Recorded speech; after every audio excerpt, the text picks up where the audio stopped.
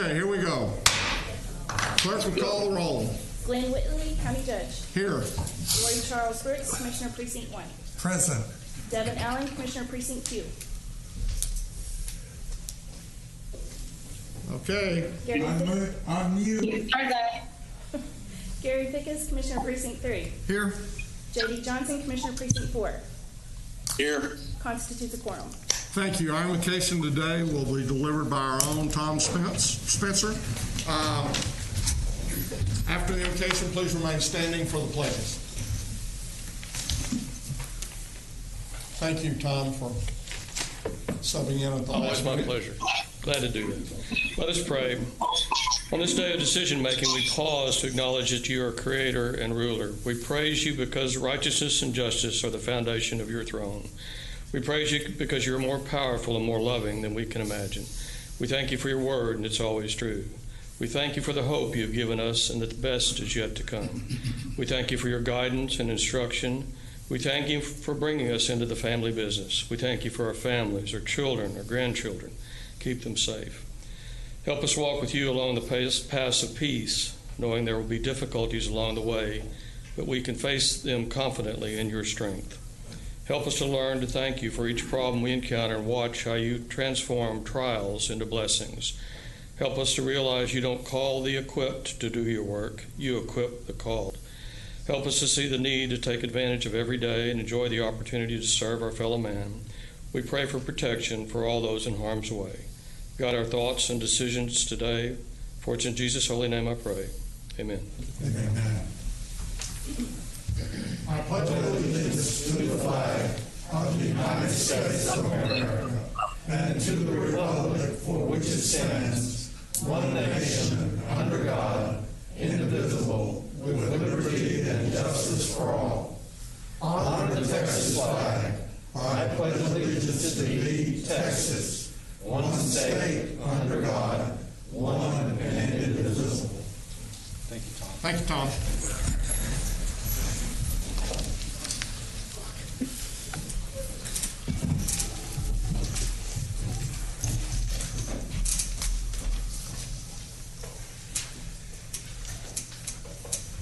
Members of the court, we have several items on the agenda that we are going to take somewhat out of order. Once again, we're going to move Dr. Tenaza's presentation up from the briefing items to the first piece of ours whenever we get into the administrator's section. Your Honor, I know that we have several audience participation forms again, and I'm assuming that we would take that sometime after Dr. Tenaza's presentation. And also, we are not going into closed today. We do not have anything on closed. So those are the items. I will tell you when we get to item number 2 under the county administrator section that we will be giving you a bunch of different reports. We have those copies of that information in your red folder this morning for you to look at, and we'll be happy to try to answer questions at that time. Thank you, Your Honor.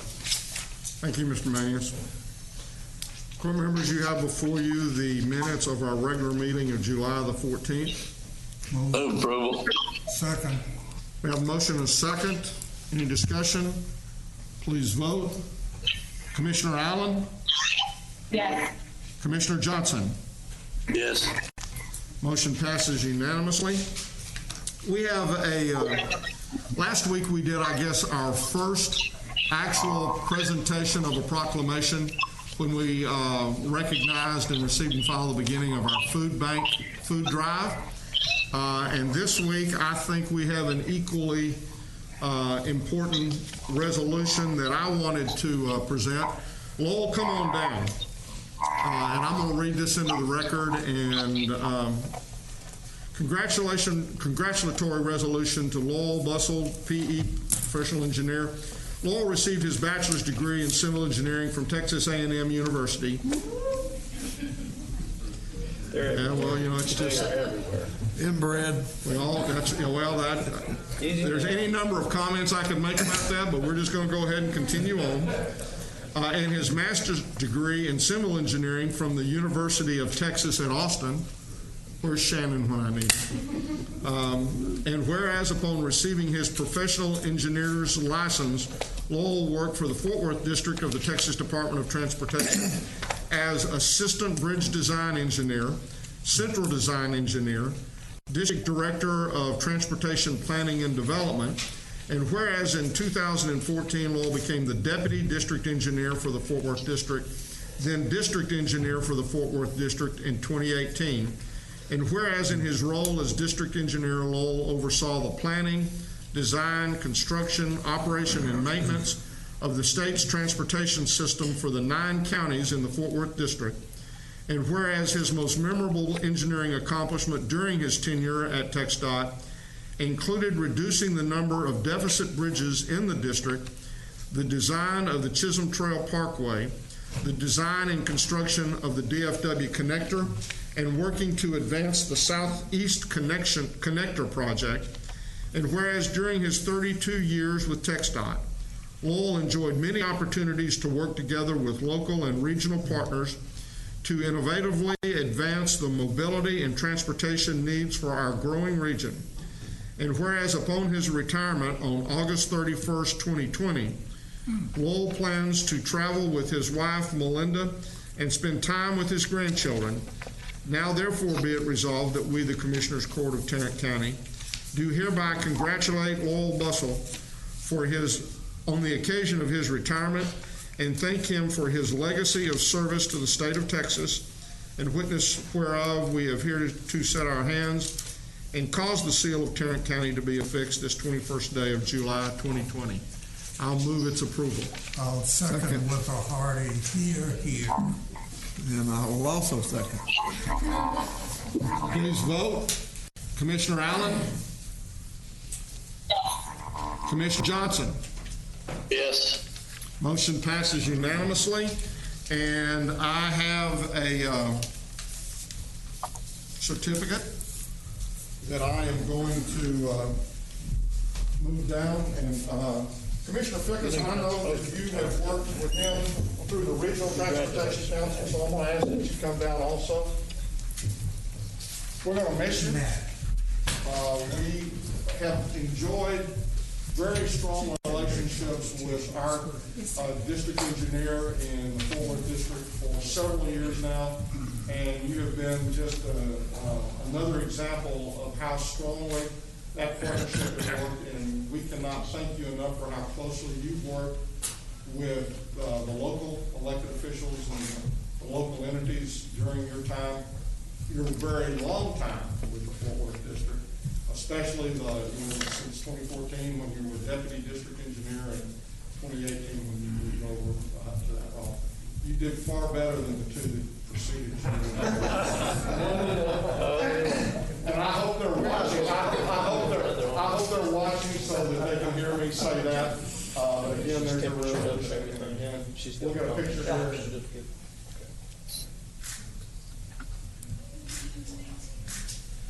She has to have 3. I noticed he had 3 flashes too, so. He's just fast.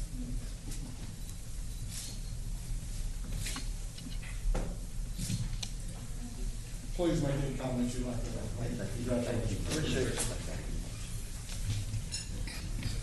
So first off, I just want to say thank you to Judge, Commissioners, to Tarrant County, to y'all staff. It's been my honor and my pleasure to work with you in addressing these transportation issues. It was, I guess, a little over a year ago that I was standing right in this very spot, presenting projects and showing what all we were going to do and what we were accomplishing. And so those are still going to happen. There's just going to be someone else in this role taking them forward. But I'm confident that whoever takes this position will be able to continue on with the same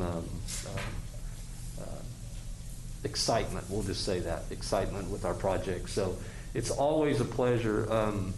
And this is the first time since March that I've actually had a tie on. So, and I'm not saying that's what helped me make this decision, but I do have a couple of grandkids that live out of state, and I just realized how important that time with those grandkids is, and it's a time to kind of make us think. We're not guaranteed the next day, so I'm going to spend a lot more time with my grandkids from now on. And again, I want to thank y'all. I know y'all have a lot of stuff going on today and a lot of things you're dealing with, and to take the time out of your important meeting to recognize me is definitely an honor. And I, again, can't tell you how much I have enjoyed working with each and every one of you. So thank you very much. Now, I did tell Lowell, as I have said to at least two engineers previous to him, occasionally I give a napkin that has a diagram of what I think needs to be done to a particular area. The latest one was the Sylvania turned onto the bridge across to 4th and then down, and a stop sign right in a couple of places.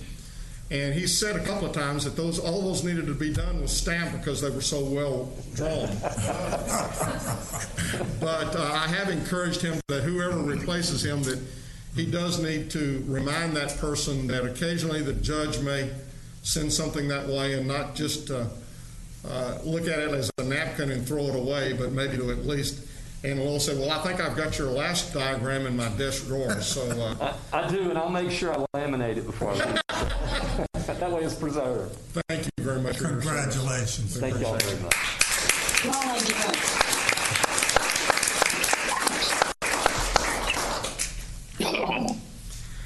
Next, I've got a proclamation for ADA's 30th anniversary. I am going to read it into the record, even though we're doing it for ratification.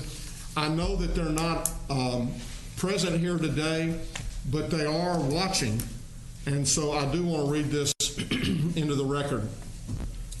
Whereas the Americans with Disability Act was passed on July 26, 1990 to ensure the civil rights of citizens with disabilities, and whereas the ADA was first comprehensive civil rights law for people with disabilities prohibiting discrimination in employment, public accommodations, transportation, telecommunications, and other areas, and whereas Tarrant County affirms the principles of equality and inclusion for persons with disabilities as set forth in the state of Texas and as embodied in the ADA, and whereas the Fort Worth Mayor's Committee on Persons with Disabilities and numerous other organizations in Tarrant County work with the constituents and communities to bring forth the promise of hope and freedom that is envisioned by the passage of the ADA.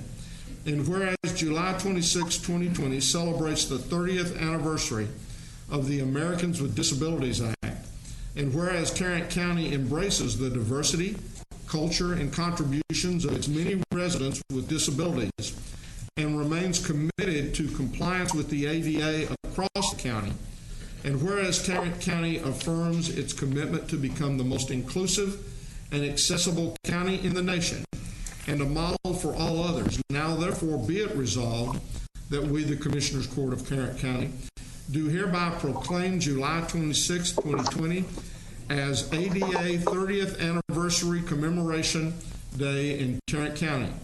Be it further resolved that we, the Commissioners Court of Tarrant County, urge everyone to join in working to make the ADA's goals of equality and inclusion a reality for people with disabilities who visit, live, and work in Tarrant County. Whereof we have hereunto set our hands and caused the seal of Tarrant County to be affixed this 21st day of July, 2020, and I'll move its approval. Second. We have a motion and a second. Please vote. Commissioner Allen? Yes. Commissioner Johnson? Yes. Motion passes unanimously. And again, I know that they're watching and want to congratulate them on this anniversary. Okay, Commissioner Brooks, I believe that you wanted to make a couple of comments. Yes, thank you, Your Honor. I ask that this morning we adjourn court in honor of a great American, Representative John Lewis, the son of sharecroppers who survived brutal beatings by police during a landmark 1965 march from Selma to Montgomery, Alabama, to become a towering figure of the civil rights movement and a longtime U.S. congressman. Lewis served as the U.S. representative for Georgia's 5th Congressional District for more than 3 decades and was widely known as the moral conscience of the Congress because of his decades-long embodiment of nonviolence to fight for civil rights and a more perfect union. One of his best-known quotes was, "We do not want our freedom gradually. We want to be free now." It has been said that he loved his country so much that he risked his life and his blood so that it might live up to its promise. And through the decades, he not only gave all of himself to the cause of freedom and justice, but inspired generations that followed to try to live up to his example and to get into good trouble. America mourns the loss of one of the greatest heroes of American history, John Lewis. And I ask that we close court today in his honor. Please make note of that and be sure that we do that. Thank you, Commissioner. Court members, you have before you the consent agenda. Move approval. Second. We have a motion and a second. Any discussion? Please vote. Commissioner Allen? Yes. Commissioner Johnson? Yes. Motion passes unanimously. Mr. Manius. Your Honor, at this time, if I could ask Dr. Tanasia to come forward and make his briefing presentation.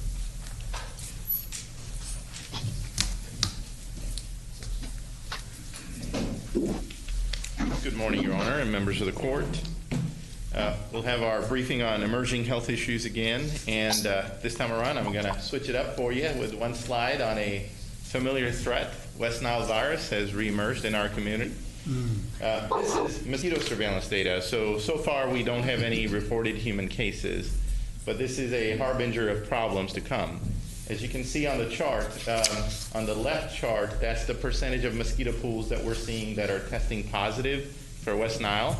Compared to last year, certainly we're spiking up pretty significantly. This sort of reminds me of the picture from 2016 when we had a pretty bad year with West Nile. It kind of started off like this in around 4th of July. Same picture sort of emerging here. On the right is a measure of infectivity called the vector index. So we're finding a lot of mosquito pools that are, the vector in there, the Culex mosquito, is infected with West Nile. So that's again spiking up. So again, the significance of this is, we're all focused on COVID, everybody's talking about it. I just want to make sure that our community doesn't take their foot off the gas on other things that we need to do, making sure that your backyard is cleaned up. Don't let water accumulate, even from sprinkler systems. I mean, rain is one issue. Sprinkler systems can accumulate water. If you water your plants, it gets under the planters, accumulates there, and a little bit of water can be breeding grounds. Even the covers for where the sprinkler system pipes and all meet, water accumulates there. Just drop a dunk in there so that they don't turn into mosquito breeding grounds. And that's all we ask of our public, to just make sure that you're taking care of your own property so you don't end up with a problem with West Nile while we're dealing with COVID-19. So I see a question coming. No. No? Okay. No. All right. Well, look like it. All right. So that's all I have on West Nile. Just a reminder that the season's here and we're seeing mosquito activity. 91 pools tested positive so far, out of which 6 end up in Fort Worth, but they're out of county, but they're part of our count. And again, as always, Fort Worth, Arlington obviously have issues, but Northeast Tarrant County has more mosquito pools testing positive. That we see that every year. So that's where we are with the geographic distribution of West Nile related mosquito pools. Okay, Moving on to our COVID briefing. So globally, we've eclipsed 14.6 million cases of COVID-19 with 608,000 deaths.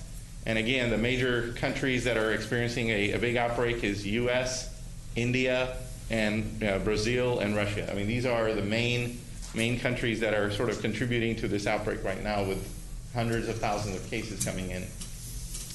Texas, on the other hand, we've had a rough couple, 3 weeks. Seems like we're sort of stabilizing a little bit, but overall we have 332,000 cases. And I think I mentioned last time we're bigger than many countries in this regard, just in Texas alone. 4,020 deaths reported and 3.2 million tests conducted in Texas alone. On the right, you'll see a chart. Tarrant County is at about 159,000 tests conducted as per DSHS. In Tarrant County, we've had over 22,000 cases with over 300 deaths reported. In the chart below that, I just kind of wanted to give a quick comparison of what has happened. To get first 1,000 cases in Tarrant County, it took us 106 days. That's almost 3.5 months. And to get the next 10,000, only 21 days. So there was just a significant acceleration.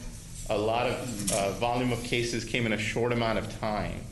And then, of course, on the right, it sort of distributes it by 5,000 chunks. As you can see, the first 5,000 took 75 days. 45 of those days were stay-at-home orders, so things were definitely slow then. And as we started to reopen, the time frame started to shorten. The last 5,000 came in just a matter of 9 days. So that tells you acceleration in the cases in Tarrant County. Just kind of looks at it a different way. A lot of things combined in there. Of course, a lot of testing has happened, but just the disease outbreak has grown so much in our community. Here's a chart of what's happened in the U.S. As you can see, we're not doing any better. There's a lot happening in the U.S., a lot of spikes of cases all across. This is just another way to show with the 7-day moving average, 3.8 million cases, 140,000 deaths. The 7-day moving average is still spiking up. Just the last week or so, it's kind of flattening out, so I'm trying to be optimistic here. And then this is just, this picture changes every week. I know you asked last time, why are some states not there? It's because I focus in on the states that are increasing with cases. And 2 or 3 weeks ago, I had only 14 states here. But now you can see majority of the U.S. states are back on this little chart. Other states where the numbers are declining or stabilized have significantly declined in the last 3 weeks.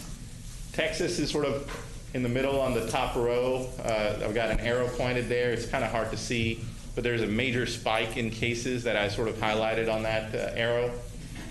We're significantly trending up in Texas. Just to show you that chart in a little bit more detail with Texas data, the chart up top, as you can see, the bars are just continuing to get bigger and bigger on a weekly basis. The first, several months we talked about, we had stay-at-home orders, things were flat relatively, and as you can see, towards the end of May, early part of June, we just took off and we haven't looked back since. The chart on the bottom is mortalities related to COVID-19. There's a lot of cherry picking of information. People ask all the time, the deaths are declining. Well, okay, you're looking at a microcosm of data. Look at the big picture because, obviously we're spiking in Texas as a whole.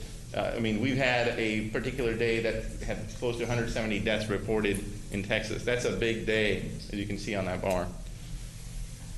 Tarrant County information. So hospital trends, again, big picture trend, we're still up. But again, if I try to find a silver lining, last 3 or 4 days, we've been sort of flattening out. So that's good news. Hopefully we'll continue that, either flatten out or decline from here. Because I think we're all sick and tired of looking at these go up. I'd rather have the stock market keep doing that instead of these charts do it. And then occupied beds, again, we're still trending up on those occupied beds. Total beds occupied by COVID-19 is about 12%. And then raw numbers at the bottom, 683 hospitalized with COVID-19 in Tarrant County. Case trends, like I said, we're starting to see a little bit of a flattening out. This is on a weekly basis. So data from last week shows a little bit of a decline. But again, there's data lags. I'm kind of cautiously optimistic that we're going to hold this flattened out pattern, and it's not just going to change on us. And then on the right, we have case trends related to lab positivity. We took a little bit of a dip from 20%, came down to about 17% and holding there. That's coupled in with some good news from Texas. They peaked at about 17% on 13th of July, I think, and have been declining for the last few days. And now we're back at about 14 point something or 15% in Texas. So we're almost in line with what's happening across Texas. So that's, mixed indicators. We're starting to break the strong uptrend. And the only thing I can credit that with is masking orders and the rollback of some of the, opening of bars and all those type of things that was done. So there's definitely value there in everybody trying to do this. I know there was a limitation to the masking order. We understand that. But what we ask the public is everybody should wear it. It's like a vaccine, right? I mean, the best herd immunity you get is when most people take it. Same thing with the mask. If everybody does it, then we get the best impact. If less people do it, then we got holes in our protection. COVID-like illness, again, a sensitive indicator. We're seeing a break in the trend there. Definite declines showing on that data, so very good news on that end. And on the right-hand side, there's a 7-day moving average. So it takes away the daily wiggles in the data and really shows you the trend. So we're seeing some bit of good news start to come up. Hopefully we can continue that trend downwards. On our testing efforts, today's a big day. There's a pilot project being launched. We have partnered with the City of Fort Worth and a company called Vault Health. They help do saliva testing. And we're launching a pilot project in, I think it's J.P. Elder Middle School in North Fort Worth area. And, there's going to be about 300 appointments. They're already booked. But the idea is that this test makes things a little bit easier, faster, because people don't like nasal swabs stuck up their nose, especially little kids. That's not a pleasant thing to do. It's hard to do testing on them. So it's easy to put your saliva in a test tube and send it off to a lab. The lab is out of state in New Jersey, but what they've told us is that once the sample hits the lab, their turnaround time is about 48 hours. So as we start to load volume, we'll see if that holds. We're hopeful that it will hold, and we'll evaluate that during the pilot phase before we expand further testing. So this testing site right now is at J.P. Elder Middle School. Will it be moved around the city of Fort Worth? So it's a joint partnership effort. This site is a Fort Worth site. They're staffing it. It's going to be a fixed location from my understanding. And they're evaluating in another large fixed location, and then they're going to build a team of roving sites that are going to move from their council district to council district. That's my understanding of their plan. And then GK's office and us are discussing, working with the same vendor in the partnership, that we're going to look at other county locations. And as we get through all of that, we'll evaluate and add more. But this is just one vendor out of many that we've talked to. So we're in conversations with multiple vendors. Like the judge asked, we don't want to put our eggs in one basket, so we're going to have multiple options available and hopefully have multiple coverage options for the county. GK, did you have anything to add on that? Mr. Manis, you may want to speak a little bit to what we're... And we were going to talk about that on item 2, but we'd be more than happy to speak about it now. We're currently working with Vault and entering into that contract. We plan to execute it probably tomorrow, Judge, and we're going to ask you to execute that contract. The court's given us the authority to do that. The TDM, Texas Department of Emergency Management, they have set up a site that is in southeast Arlington at their East Arlington Library. It's run by Hunyu. And we're in conversations with Hunyu also to open up different sites, permanent sites in Tarrant County, one in each of the 4 precincts. We believe that TDM is going to open up another site, and we think that's probably going to be in Northeast. That'll keep them fairly close together. We're also looking at a couple of different vendors. We're working with the City of Fort Worth. This is not just the City of Fort Worth program here. This is a joint program that we talked about I think last week, where we're going to split the costs with the city, in that if there's City of Fort Worth residents, they're going to be paying that particular cost. If they're outside, then we are. Everything is fine with the city to do that, and we're going to move forward. This initial site that they're setting up at JP Elder is a 3,000 unit test site. Our contract is going to be a total of initially of 10,000 tests, and we're going to have them located in different parts of the county. Our goal, and I think it's a strategy that we need to follow, is that we need to establish the 4 permanent sites, one in each of the precincts. Once we get them established, stabilized, then we're going to begin the process of creating the ability to move sites. So that's our strategy. We're going to talk a little bit more about it. We've got some cost figures that we wanted to talk to the court about on item number 2, but I think that's pretty much as it relates to the testing. We have other conversations we want to have with the court about tracing, contact tracing, and things such as that. And again, our hope, or my hope at least, is to have multiple vendors, so that if one, we see they're beginning to lengthen their time or their turnaround time, that we have the ability to switch. And so we're looking at it. We've got at least 3 that are very close. Yeah. Obviously, Vault, we're going to probably do something tomorrow. Tatum has got one that we've used, and we'll hopefully set up another one in the next week. We've had a good conversation and good results with Hanyu. That's the one that Tatum is using, and we want to use. We're probably going to enter an agreement, Tarrant County is, that we will use them in addition to what Tatum is doing. Okay, good. Then we have one other group that we're looking at also. So hopefully that would mean that we will have the 4. And when GK, or when we say permanent, it could be permanent for a month or so, but then they could switch to another location, all staying within one precinct.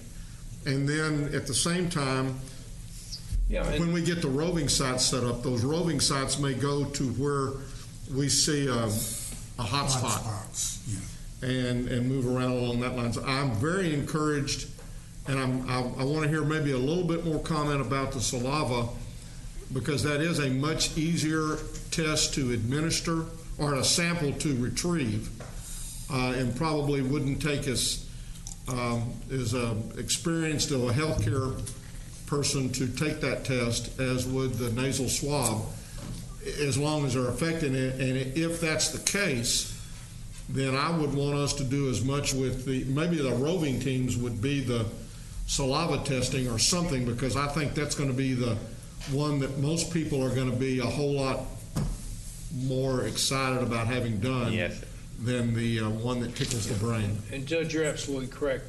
This is an evolving process, or processes. The first time the nasal swab was, they scraped the top of your skull, basically, when they put that thing in your nose. Now it's not quite as evasive. Mm-hmm. That's right. I hope. And then now we're at saliva, and saliva could very well open where you just send a kit to the house. As one who experienced the nasal swab about a week ago, it was still a very uncomfortable experience. Yes, sir. So again, there's a nasopharyngeal that goes to the back of the throat, and then there's the nasal, the new one that GK is talking about, that kind of they do the outside of the nares. So that's a little bit more comfortable, still not pleasant. And then there's the cheek swab that we've had experience with. Our county jail went through that process.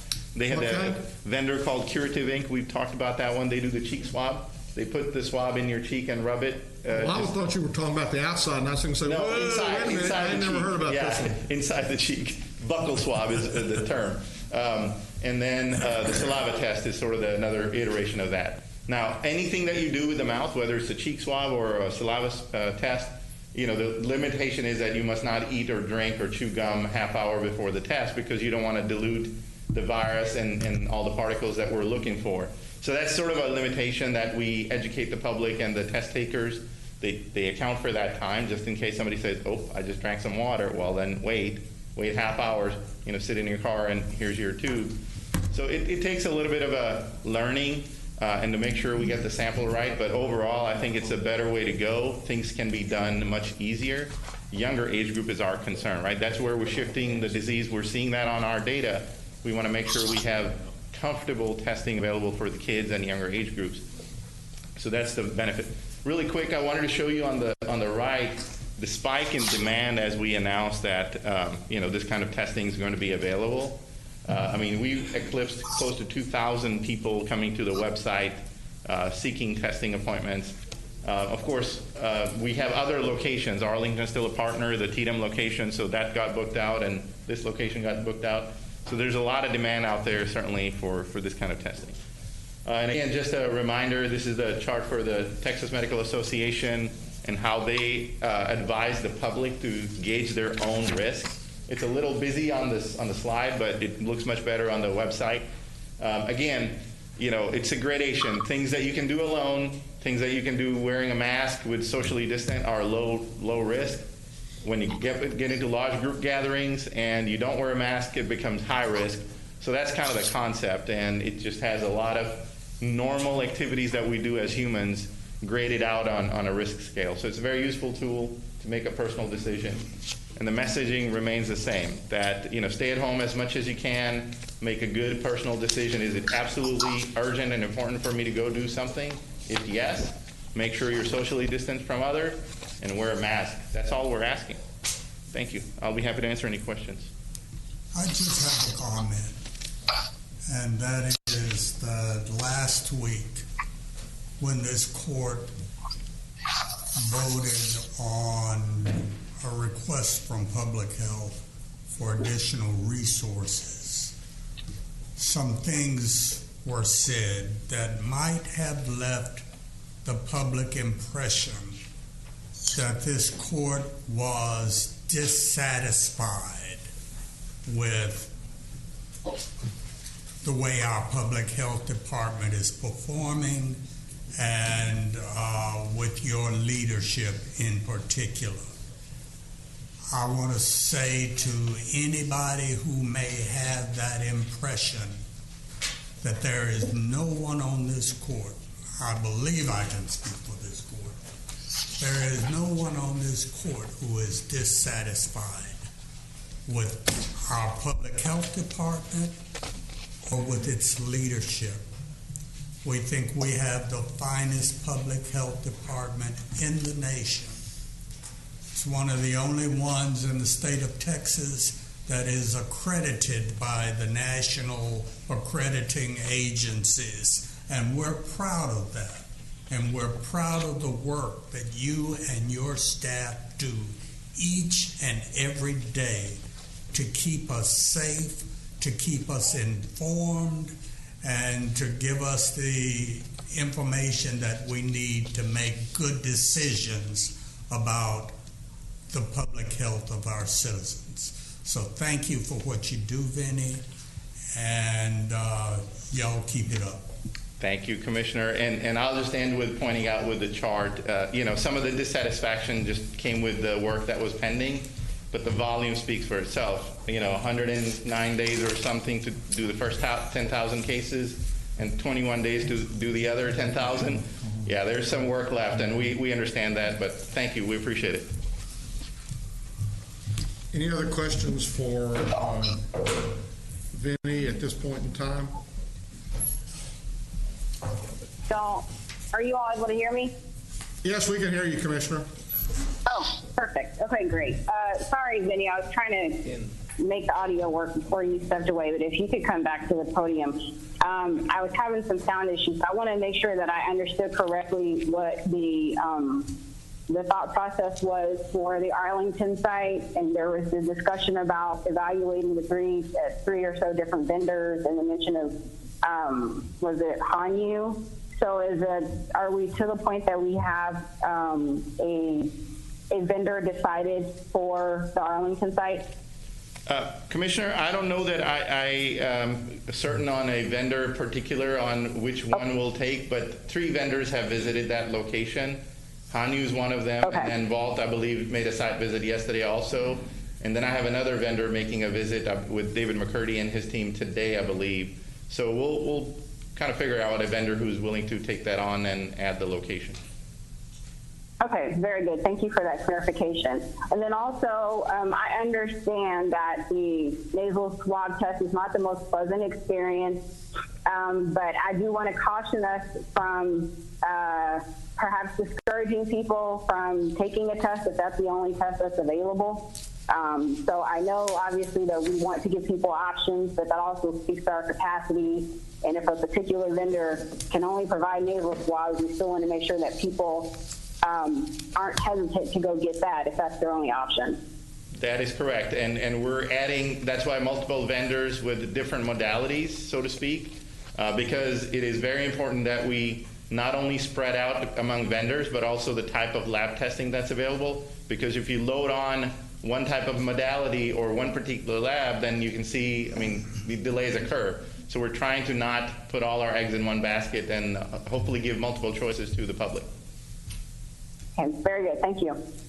By describing the level of discomfort of the nasal swab, I was not trying to discourage anyone from having that test done. A few seconds of discomfort is worth knowing whether or not you are infected with COVID-19. Yes. So whatever the test modality, if you feel like you need to be tested, go get her done. Thank you. Vinny, before Thank you, Commissioner Stark. I want to be sure I'm not confused a little bit. It was my understanding that Tatum has said that they are going to run 2 sites within Tarrant County. One, they're running currently the East Arlington site. That's correct. And we're at least tentatively thinking they're going to select a location and run the site in Northeast. That's correct. If that's the case, they're going to pick the vendor, and thus far they have picked Hanyu or whatever. Right. So I don't understand the 3 other people who've looked at the Arlington site. So we've had Hanyu look at the Arlington site, and that was originally when Tatum was evaluating all our sites to add multiple other locations. So then from that conversation, they talked to Tatum. Tatum sort of had their own priorities on where their locations need to be. And in the middle of all of this, we decided that we're going to start individually talking to Hanyu. It gets a little confusing when you're talking to the same vendor, but we've started a conversation to onboard them as a vendor for Tarrant County. And since these locations are easily available to us without having to do much extra work, we've been showing all our vendors all of these locations, which is the Sam Houston High School location in Arlington. Commissioner helped us find that out.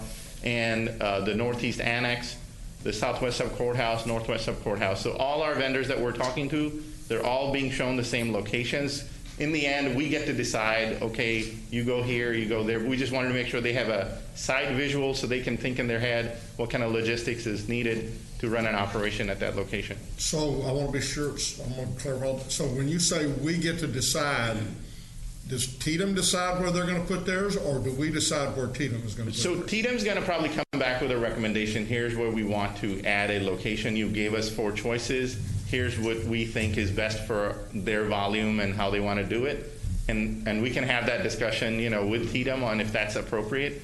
But the vendors that we onboard, we get to tell them where you should set up a location, but the 4 were ready to go. That's why we've been showing them those locations. So I think I understand, and I'm going to repeat this just so Tatum may listen to our recommendations, but Tatum is going to decide where Tatum is going to put the 2 that they're going to put, and that will ultimately be 2 different precincts, and then we will go about with all of the others that we set up, whether it be the precinct permanents or whether it be the roving, then we can make the decision as to who we use for those. But Yes. Tatum, in the 2 that they're going to put in Tarrant County, will make the decision not only as to the location, Yes, but also the vendor. correct. I mean, and you know, that's a back and forth. You understand That's that. all Yes. I understand, but ultimately, if Tatum decides they're going to do the Arlington location, we're not going to be placing another one in Arlington. We'll be using the Tatum location in Arlington as the one in that particular precinct, and the same with Northeast or wherever Tatum decides to do the other one, with consultation with Tarrant County. Yes, sir. And there is another location in Arlington, though, that we've been evaluating, the Sam Houston High School location. It's different than the East Arlington Plaza Library. That is a City of Arlington-run location that they sort of collaborated with TDM on, so TDM took over that location. So there's been a lot of discussion about adding this Sam Houston High School location. So we've been evaluating that with TDM and other private vendors. Different zip code. Both are hotspots, high demand from both zip codes. I think that's fine, but I would want a permanent location in the other 3 precincts before we look at putting another one in a particular precinct. Yes, sir. That's just my thought, but I just believe that we need to do what we've indicated we wanted to do, and that's 1 in each precinct, and then we can discuss multiple ones subsequent to that. And our concern on a lot of this is that while we can collaborate with TDM, we can't control when TDM establishes a site and when they bring a site down. And we've experienced that. So we're looking at different locations because our goal is to have a permanent site in each one of the precincts. I don't disagree with that at all, but I don't want to set up 2 because we don't know what TDM's going to do, because I think TDM has committed to us 2 permanent sites within Tarrant County. And I would hope that they would give us some warning, and if that warning was we're going to close, just as the state did with when the National Guard pulled out. They gave us a couple of weeks warning, and that would give us time once, especially if we have other vendors already on board, that would give us time to arrange an alternate vendor maybe at the same location. We understand. Well, I think it's important to add that we have been working on a site for Arlington, a county ran site for well over 2 months now, and that's based off of what the data supported. So I certainly want the resources to go where the need is. It's been clear since day 1 that there is a high need area in the eastern part of our county, and to serve East Arlington, South Arlington, and the western portion of Grand Prairie. So, of course, we're going to continue to talk about this, but the need has been there. So I want to make sure that in all the advocating that I've been doing for Precinct 2 and all the work on this site, that we don't lose sight of this being a priority area. And I understand that there are needs across the county, but we're talking about some of the hardest hit parts, in our county. We fully understand that. I've made my comment. Okay. Thank you. Thank you. So, Your Honor, do you want to go through the public comments first before we go into item number 1? Or would you like us No, to? let's go ahead and do item number 1. Okay.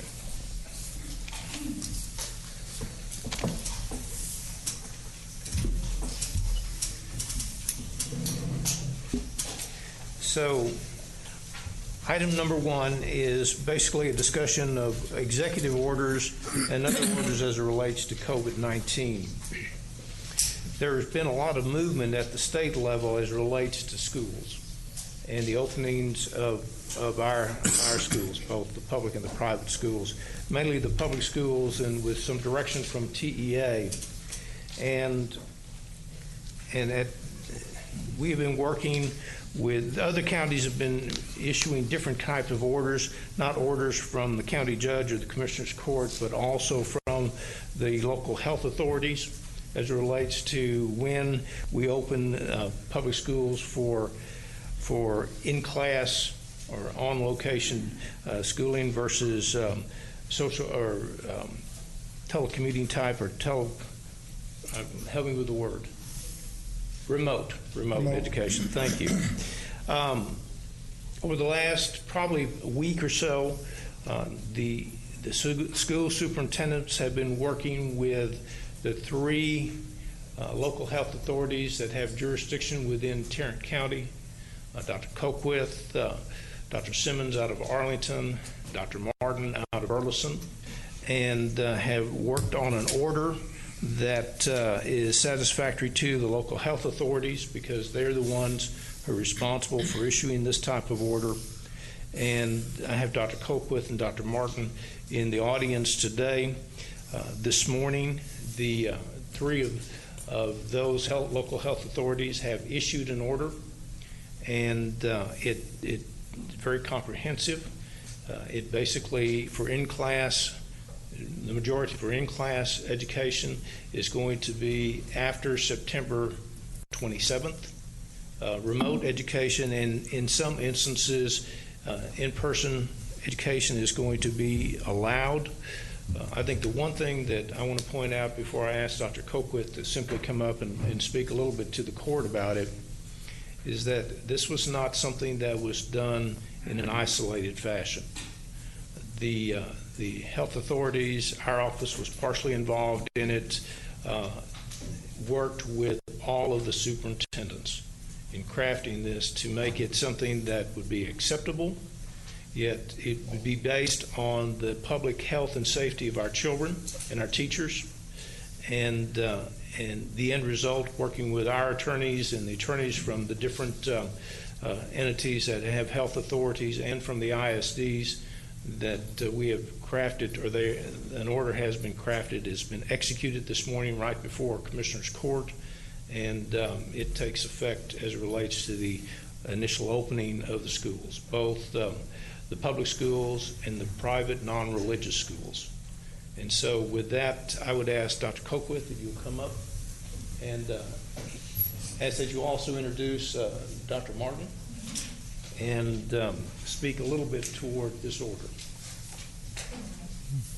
Good morning. Good morning, Dr. Martin. Good morning. Dr. Martin is the LHA for City of Burleson. Dr. Simmons, Cynthia Simmons, is working today in an emergency room. And we thank you for your time. We've worked. I'm just going to guess that they're back there going to have a hard time hearing you through the mask, so you might want to get as close to that microphone as you can get. I'm sorry.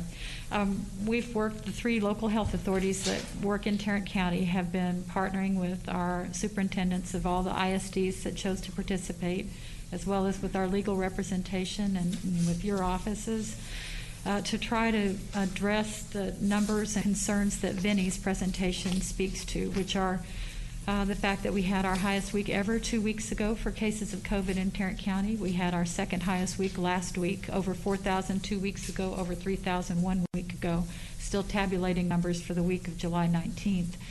We also are concerned as LHAs, local health authorities, about preserving hospital capacity. We have seen steady increases in hospital admissions, both to general medical beds as well as to ICU beds. We are all aware of hospitals being concerned about their capacity to ventilate people, to have respirators for people, to have adequate PPE, to have enough high-flow oxygen delivery systems, whether it's CPAP, BiPAP, or high-flow nasal cannulas, in an effort to try to address those concerns and preserve capacity for people who need it. And because we've all been struck as local health authorities by the power of this virus to pass through congregate settings, whether it's, first, of course, it was skilled nursing facilities and assisted living, senior independent livings, memory cares.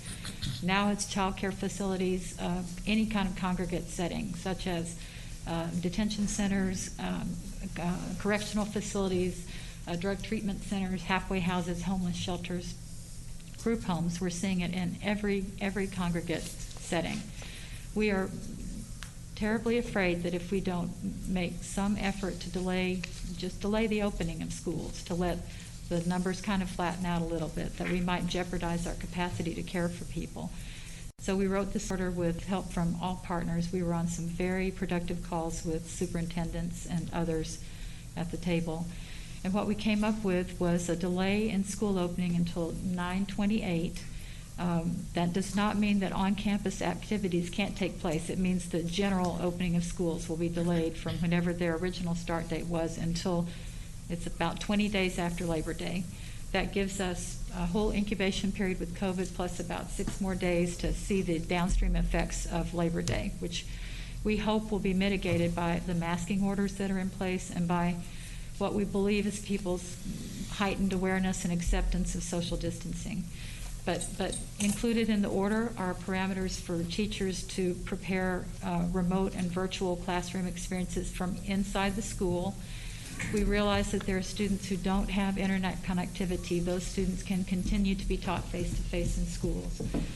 We understand that some students have very individualized education plans that can't be accomplished remotely. We don't want anything to happen to the resources that are allocated towards students who require free and reduced meal plans, just to not be food insecure. And we make an accommodation for all kinds of school activities, like band and choir and sports, as long as they can be done remotely or outside with appropriate adherence to guidelines regarding masking and social distancing. So this is a plan that absolutely pleases no one, but we think it's a reasonable accommodation to the numbers that we're seeing. So we realize that we do not have jurisdiction over religious private schools. We are urging the religious private schools to adopt guidelines that look like these, because we think this is kind of the best compromise agreement that we could come up with, that respects what COVID is doing in our community and tries to stave off the effects a little bit longer in our community, so that we have time to get some of our furloughed hospital staff that are sick with COVID themselves back to work, to get ready for flu and COVID together, which we're real concerned about. So that's really the summary of our plan. Dr. Martin, do you have anything to add at this point? I just want to echo Dr. Colquitt's thoughts here, and I want to thank the your court, Judge Whitley, because it was initiated through discussions, teleconferences with the Tarrant County ISD, the City of Burleson, Arlington ISDs, all coming together in phone conferences and discussing with the physicians available what's a reasonable, appropriate plan. We dislike the idea of keeping children out of school. We want our children to socially gather and have normal lives. But we are still, as you can see from Vinny's presentation, we're not anywhere where we need to be in the community as far as safety numbers are concerned. Our hospital staffs are getting very tired and fatigued. They are seeing lots of numbers. I'm very proud of the hospital staff because our mortality rate has dropped because of the good medical care they're getting, but there are large numbers, close to 700 people in the hospitals in our community right now. They're there mostly because they don't have enough oxygen to get through this disease and this disorder. Those numbers remain high. We are concerned with the fallout and the fatigue of our medical providers, and we're trying to protect that group as much as we can, because we know this is not over yet, and we're not sure when the end may be, but we're in it for the long haul. We deeply appreciate the cooperation and working with the ISD representatives. They've been very good to work with. We wanted to do something collectively and not just an individual medical decision. We're going to do the best we can to try to prevent and slow down the progression of COVID in our community. Thank both of y'all. Is there any questions? I have a comment.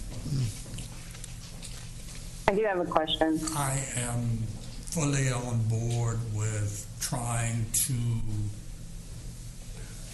protect the health and safety of our children in a learning environment. I'm concerned about unintended consequences, and I hope that all of the superintendents with whom y'all are working will have plans to remediate those kids who are at home trying to learn remotely but do not have the skills or the proper supervision to create the learning environment to learn over a computer. I'm concerned that the more days these kids spend out of a classroom setting, the larger the achievement gap is going to grow. And certainly the health of our children is a very important consideration, but so is learning. And for those children who learn best in a classroom with a teacher, I hope that those superintendents will have a strategy to help bring those kids back up to speed quickly and to close that achievement gap that is going to inevitably grow by not having them in school with a teacher. Commissioner Allen? Yes, thank you. Well, thank you, Dr. Morton and Dr. Colquitt, and of course, Dr. Simmons in her absence for all the work done on this, especially in working with the superintendents. Obviously, I understand that our court does not have to take action on this, but where could we see a copy of that order? And then also, if we receive inquiries to our office about it or concerns, obviously we could have folks to direct those questions to the school district, but is there an opportunity for those concerns to be shared with you all as well? Commissioner Allen, can I have that emailed to you as soon as I step away from the podium? And yeah, we'll email it to both members of the. We just got it right before court, so we'll get that out to you, both Commissioner Allen and Johnson, and I'm assuming that you all will be able to respond to any questions that the public may have. And I would also suggest that they talk with the superintendents, because superintendents were heavily involved in the development of this order. Absolutely. And just a remark about Councilman Brooks, or Commissioner Brooks' comments. We have attempted and stressed to the ISD, and they were sensitive about this too. They brought it to us, and we fully acknowledge that those parties that are what we call unconnected, either don't have computer capabilities or have challenges mastering the computer learning, that still be available for in-person education. That's going to be extremely variable from ISD to ISD, but they're one of the biggest challenges they're going to have to do is identify those parties you're talking about and allowing them on the campus. That's at the discretion of that individual ISD. But the order definitely accommodates that capacity. So the number, I know we talked a little bit earlier, my office is already getting a stream of calls. So what number should Public Health, Benny, do you want to come up here and identify who's fixing to have a full day? Yes.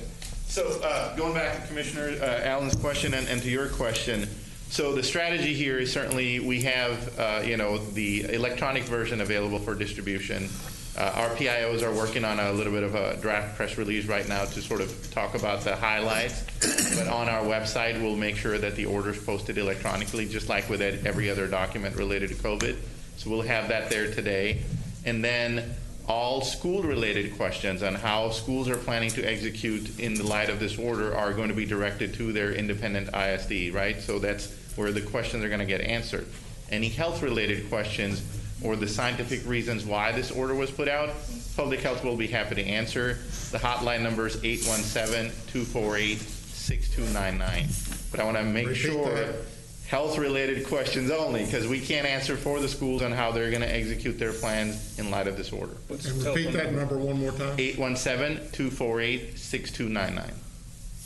Commissioner Fickus? Yeah, Ben, does this only affect public school systems, not private school systems? It affects public and private non-religious affiliated schools in Tarrant County.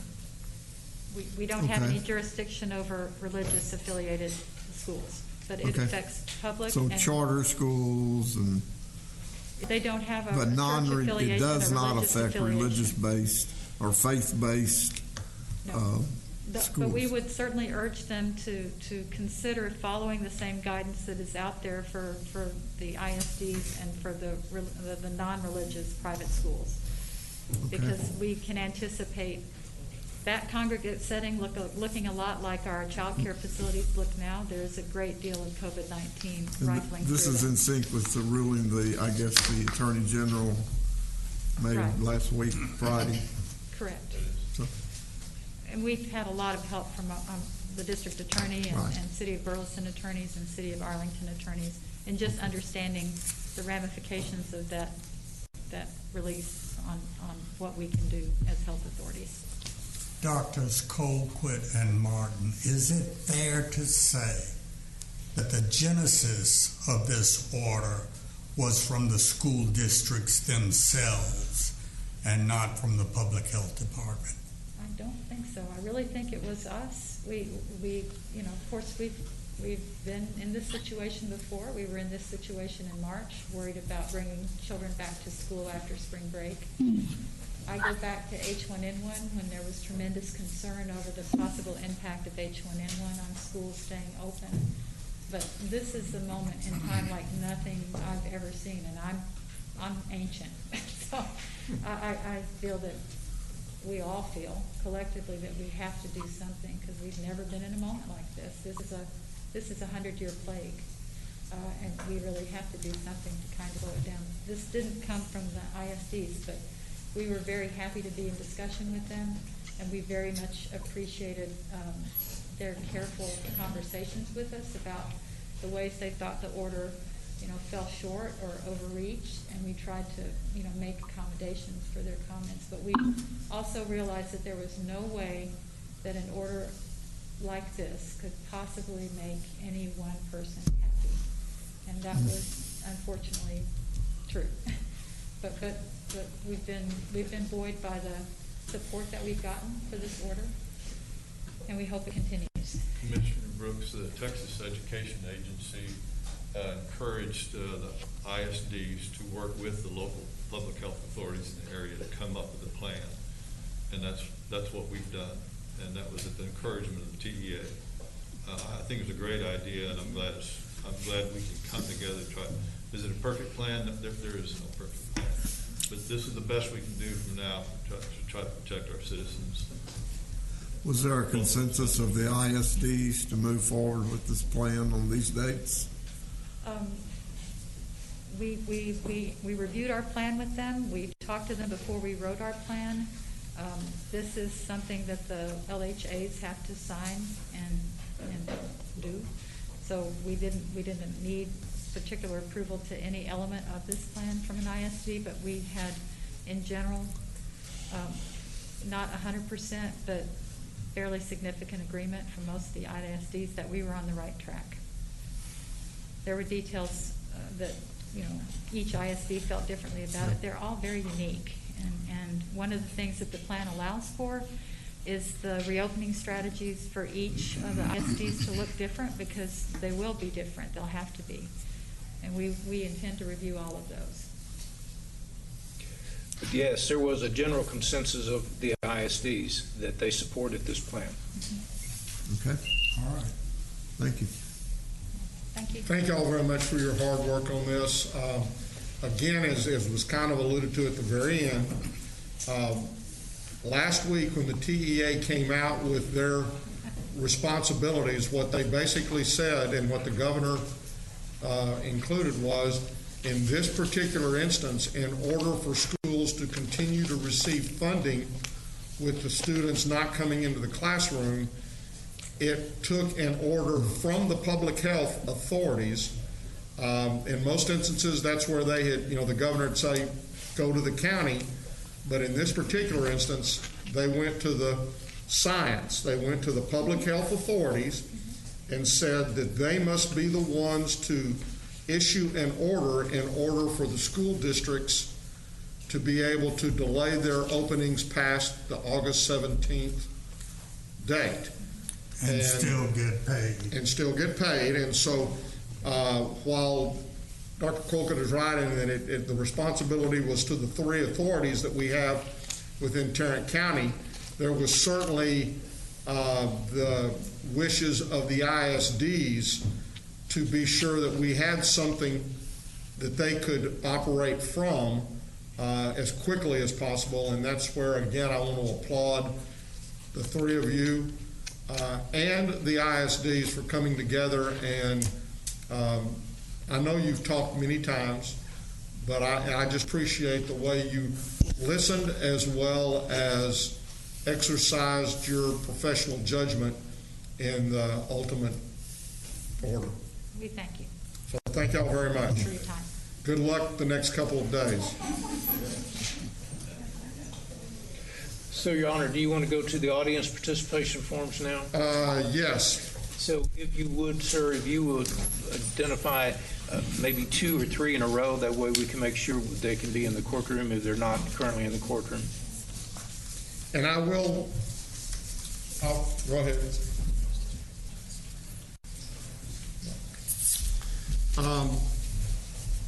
Just a couple of comments.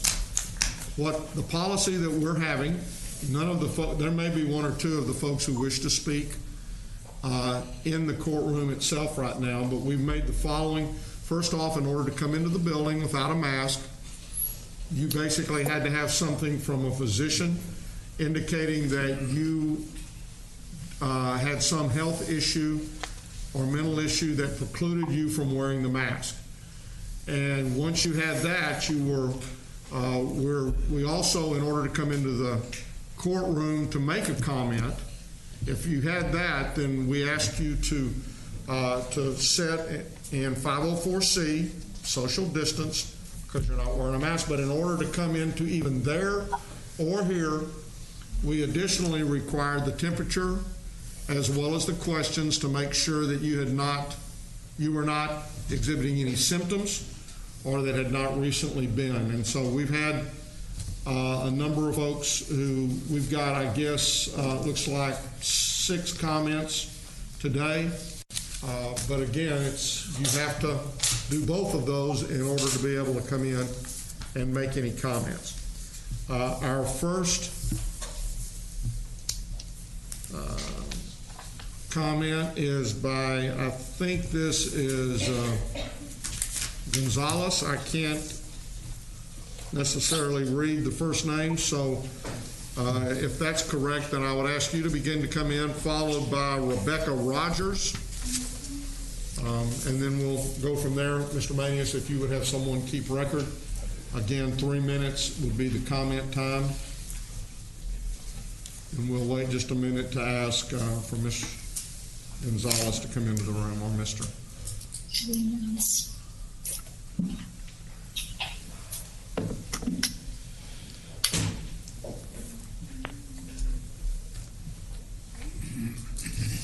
And Rebecca Rogers could also be coming forward at this time too.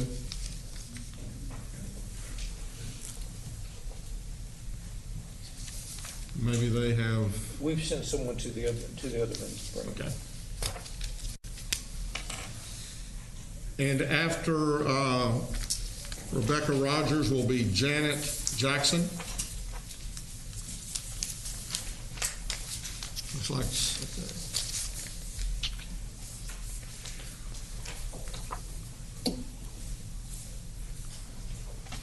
Please state your name, and then you have 3 minutes to make any comments you wish to make. Petition the court for more time to speak to finish my speech. 3 minutes. Okay. Good morning. Freedom is never more than one. I'm sorry.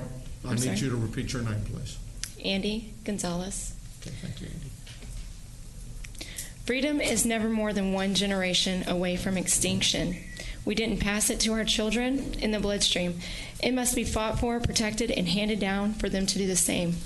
Or one day we will spend our sunset years telling our children and our children's children what it was once like in the United States where men were free. Ronald Reagan. Every guideline, mandate, and executive order has been predicated on the idea that germ theory has become a germ fact, when germ theory has never been proven. Germ theory versus terrain theory. Louis Pasteur versus Antoine Béchamp. According to the Journal of Virology, viruses and bacteria are found to be symbiotic. These relationships are never black and white, There are costs and benefits, and the players must find a balance. Viruses can be on a continuum between mutualism and antagonism, and where they fall depends on their environment or terrain. We put viruses on trial as if they are the primary cause of disease or illness, and be contagious on all accounts, but the bigger picture is pathogenic behaviors rely on environment or terrain. Béchamp said that each individual's cell biology environment contribute to disease or contribute to health according to their pH balance or alkalinity. One of the most interesting twists in the battle for disease prevention supremacy, primarily headlined by Pasteur, is that Pasteur recanted on his deathbed over his entire life's work, stating that the microbe is nothing and the terrain or the environment is everything. The fact that Pasteur's research on germ theory was funded to millions in 1913 by the Rockefeller and Carnegie group to educate the masses and the medical institutions on only germ theory, thus giving the opportunity to drug therapy as the only means of eradicating disease in the body, afforded huge vested interest in family establishing the pharmaceuticals, chemicals industry, and created a well-oiled machine of finance. At that time, natural and holistic alternative medicines were defunded and mocked. Why do we need this information? Because the very institutions, medical institutions, which have limited oversight and accountability, are forming the structure of governments based on ideological agenda that promotes drug therapy as the only means of eradicating disease. The idea that humanity has been contaminated to the point we must implement mask wearing, social distancing, contact tracing, and lockdowns is based on science that has been bought and paid for. If I am to be charged with being a threat to someone or their health by simply walking around in the presence of others, then due process is necessary to confirm conviction. The rule of law must be prioritized and protected in this way. I thank you for your time. God bless you all. Next is Rebecca Rogers.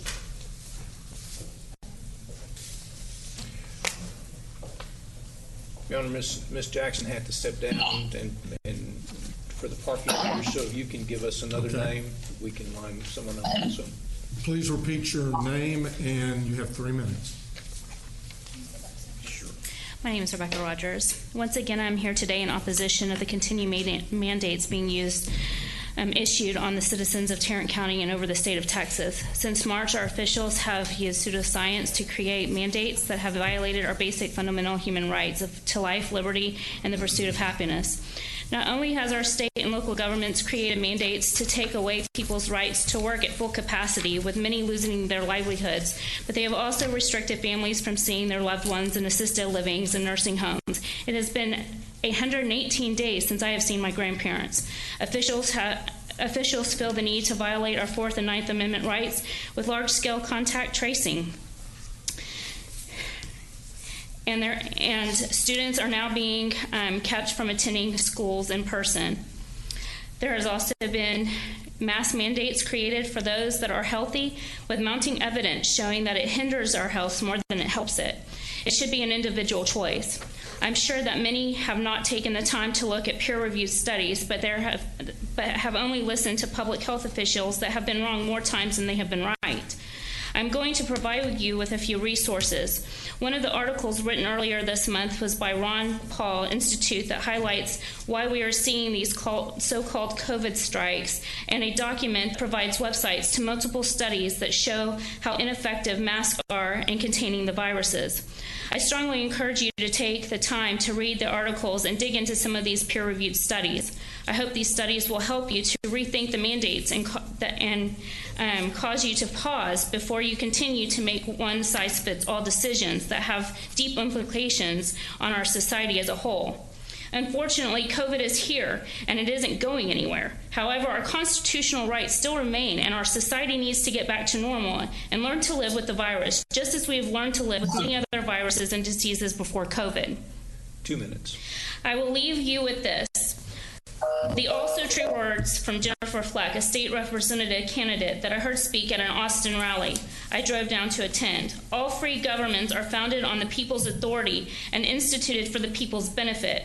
All free men are have equal rights, and no man or set of men are entitled to exclusive privileges, meaning that all people and their jobs are essential and all lives matter.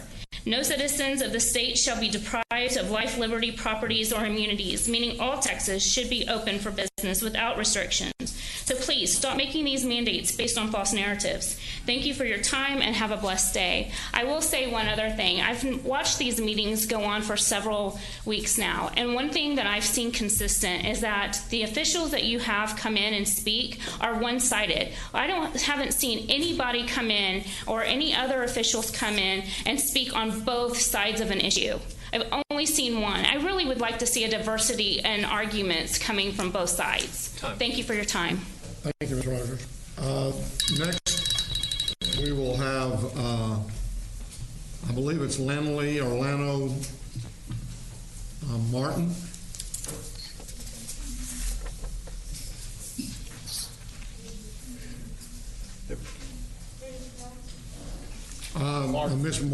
Mr. or Ms. Martin. And could you give us one after that also? Be Jody. Okay, thank you. Then Kevin, and then Janet Jackson.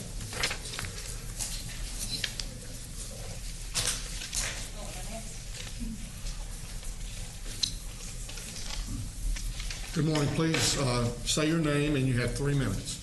Good morning. My name's Landy Martin. Thank you for your service and the opportunity to speak today. No man is good enough to govern another man without another's consent. Abe Lincoln. So I assert to you, it is beyond the functions of the law to dictate any medical procedure, recommendation, or scientific theory upon the people. The data shows COVID has never been isolated, and thus could be just any number of coronaviruses similar to the common cold. Not to mention the death rate for anyone under 45 is near zero. Almost 100% of people survive this. To use this as an excuse to crash the economy, take away our liberties, and cause us to fear healthy people is atrocious. Do you know what an asymptomatic carrier is? It's a healthy person. Healthy people do not spread diseases they do not have. And even if they did, I remind you that 99% of people have survived COVID. TB kills millions every year and is highly infectious. Tens of thousands die from the flu. Where are all the mask and social distance rules in? Truly, public participation in these decisions has been extremely limited, with people being told, even today, they could not speak without a mask. A right may be restricted only if the limitation is provided by law. If the limitations of my rights must be strictly necessary in order to achieve public good, then the burden is on the government to prove such an emergency exists. Based on the numbers, there is no such emergency. We must challenge the assumption that medical mandates are strictly necessary for public good. These mandates have not been studied empirically. However, I implore you to read the extensive randomized controlled studies that show that masks do not work. By making mask mandates, governments have ignored existing science. The government has an onus barrier before it instigates such policies. Under the Due Process Clause of the 14th Amendment, no state will deprive a person of life, liberty, or property without due process of law. Courts have decided the 14th Amendment protection encompasses a constitutionally protected right to refuse unwanted medical interventions. Why is the state practicing medicine without a medical license? In a moral society, citizens must be allowed to choose what medical interventions they want and when for them and their children. It is a fundamental God-given right that we choose our own health care. I'll close with a lesson from Auschwitz. The shadows of the Holocaust are indelible. They cannot be redacted from history. The Holocaust is an object lesson of how the government's usurpation of individual civil liberties led an entire society to be swept into the realm of genocidal murder. The stated rationale for the medical atrocities was that they were meant for the greater good. The silence of the medical community helped kill millions of innocent people. When medical trends veer from the moral Hippocratic tradition that mandating public health policies that trample on personal human rights, and they are claimed for the greater good, it threatens the very foundation of a civilized democratic society. Such a culture may set in motion increasingly abusive medical practices culminating in medical horrors. Unless we confront these moral shortcomings, the long shadows of Auschwitz and Nuremberg will continue to haunt us. Thank you so much for your time, and God bless you all. Thank you, Mrs. Martin. Jody.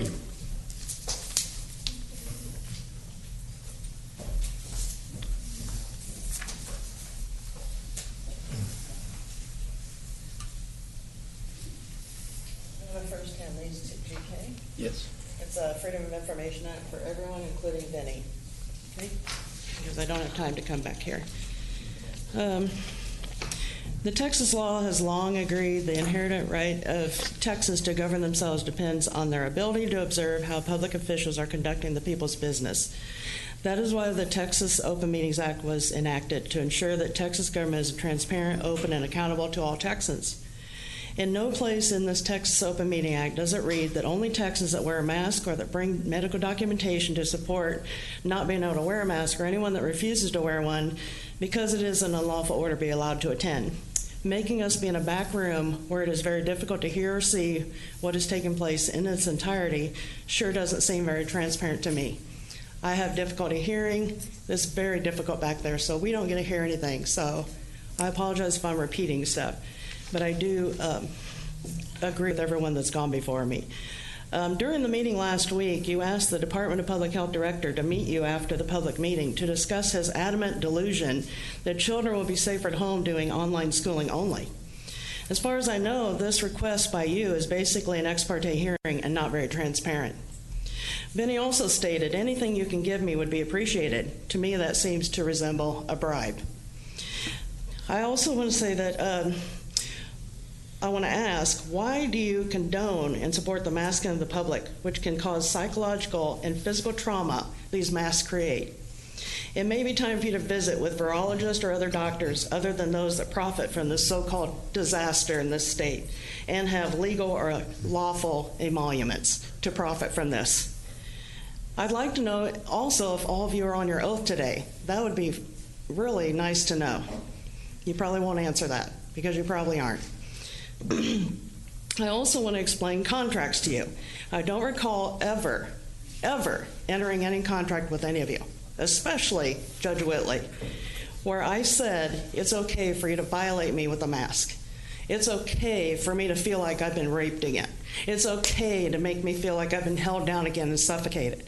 I don't remember entering that contract. There's 4 things to make a contract viable. An exchange relationship to exist, at least one promise between the parties, an oral written agreement, and enforceability. This unlawful order is not enforceable. This is awful to do to us. And you know what's really more sickening is the reason why I can't wear it, one of the reasons, is my kids, like I've told you before, and 22 million of us with no CPS case have had our kids ripped from us, given to the abuser. One person in this room right now today has not charged that person that kidnapped my children, has not charged the PTA lady from the school that delivered my children to an airport. She's right in here today. So that's the reason I'm not wearing a mask. All right. And I want to also tell you that it was not voluntary for me to go from a 40-hour work week down to 4. Who's going to help me pay for groceries and my bills? We're harassed in businesses. We are violated. Our ADA is not even acknowledged. You just did the ADA, 30-year thing? That means nothing to us because no one is recognizing it. We've lost money. Thank you, Jody. We cannot pay for anything. And are you guys okay that we can't even go to a restroom? We're a prisoner in a 2-mile radius so we can get back to our homes. Thank you, Jody. Kevin Moore.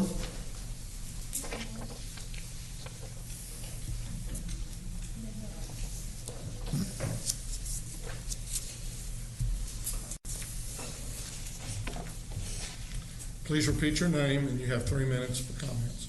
All right, my name is Kevin Moore. I have an MBA in finance. I've taught at TCU and Texas Tech. I've authored 2 books and own part of 8 different businesses. In 3 minutes, I can barely scratch the surface of what I came to talk to you about today, but I'll be coming back each week until I'm finished.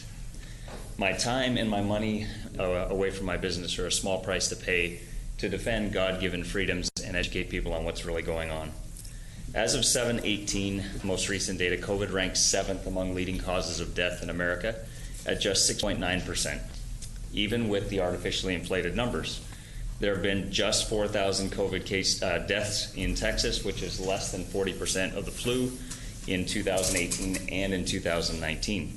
Many deaths have been improperly classified as COVID because the government incentivizes that up to the tune of $38,000 per occurrence. On top of that, they've been crushing the hospital's bottom lines by making them more desperate for income because they've canceled all elective surgeries. Obviously, there's no conflict of interest in there, is there?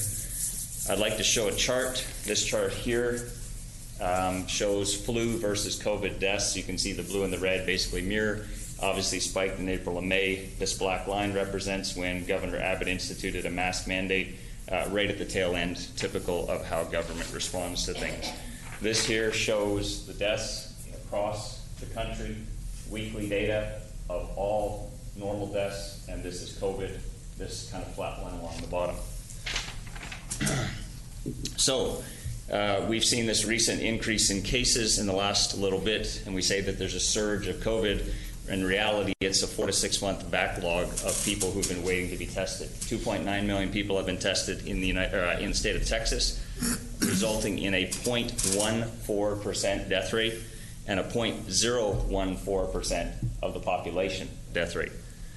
The media has to be careful not to ramp up the cases too quickly, because then the public would say we don't need a vaccine because everybody has it, but they also have to keep it scary enough so that people are worried about contracting the disease. It's much like near the end of The Incredibles when Dash is racing and his father says, "Speed up, slow down, hold on, not too fast, 1 second." And that's exactly what seems to be going on. So I don't want you to think that if the cases were higher, the deaths were higher, that I would somehow support government intrusion. I absolutely don't, nor am I making light of anybody who's gotten sick or died from COVID. The thing is about life, it's full of risk, and it's up to each person to mitigate his or her own risk based on their tolerance of risk, not to legislate or demand control over others so he or she can feel safe or accomplish some self-serving or sinister agenda. There are unintended consequences for this type of behavior, and I will address them next time I'm before this court. Thank you very much for your time. Thank you, Mr. Moore. Ms. Jackson?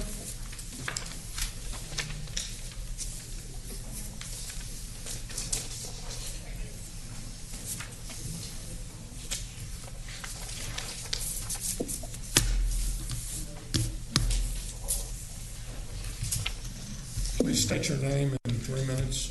Hello, my name is Janet Jackson.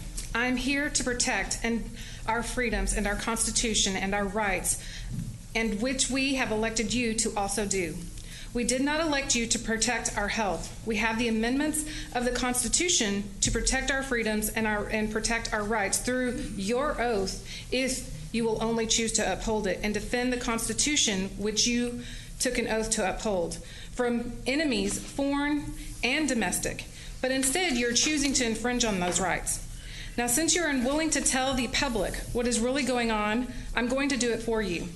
On March 11th, the municipal government and all 185,000 U.S. municipal franchises across America went into bankruptcy and started a 90-day shutdown for the global economic reset. And the media called it coronavirus. On June 22nd, the bankruptcy was finalized and the liquidation started, handing over the remainder of the trust to the territorial government. Because of your dirty little secret and without any scientific evidence at all of any virus or any pandemic, you chose to engage in domestic tourism under color of law. There is no evidence of any virus. No virologist can even isolate out the virus. But with insurmountable evidence of testing for RNA and not a virus, you knowingly and willingly infringe upon our rights, we the people. Specifically, a right to assemble and go to work, which is our First Amendment right, a right to petition our government, a right to travel, a right to have our bodies left alone under the Fourth Amendment right. These are all absolutely unconstitutional. If you need a reminder of exactly what subcontractor Attorney General William Barr stated when he said he would side with all plaintiffs who brought a case forward regarding deprivation of rights, color of law, let me read it to you. I'm putting this on record, and I'm putting you on notice of Section 242 of Title 18, which makes it a claim for a person under acting under color of law to willfully deprive a person of a right or privilege protected by the Constitution of the laws of the United States. Furthermore, you have violated the 1964 Civil Rights Act that guarantees us rights as under creed, color, sex may not, or religious may not be discriminated against. I understand that you're all in that jurisdiction, and I understand that our Constitution is not suspended during times of war. For the purpose of Section 242, acts under color of law include acts not only done by federal, state, or local officials with their lawful authority, but also acts done beyond their bounds of that of officials' lawful authority. If the acts are done while the official is purporting to or pretending to act in their performance of his or her official duties, persons acting under color of law within the meaning of that includes any public health facilities and others who are acting as public officials. And these crimes are punishable by a range of punishments, such as imprisonment up to a term of the death penalty, including the circumstances of the crime and the resulting injury, if any suicide from these, which my family has suffered as suicide. That is all the public comments that we have for today. Thank God. Mr. Manius or Mr. Singleton? Somebody.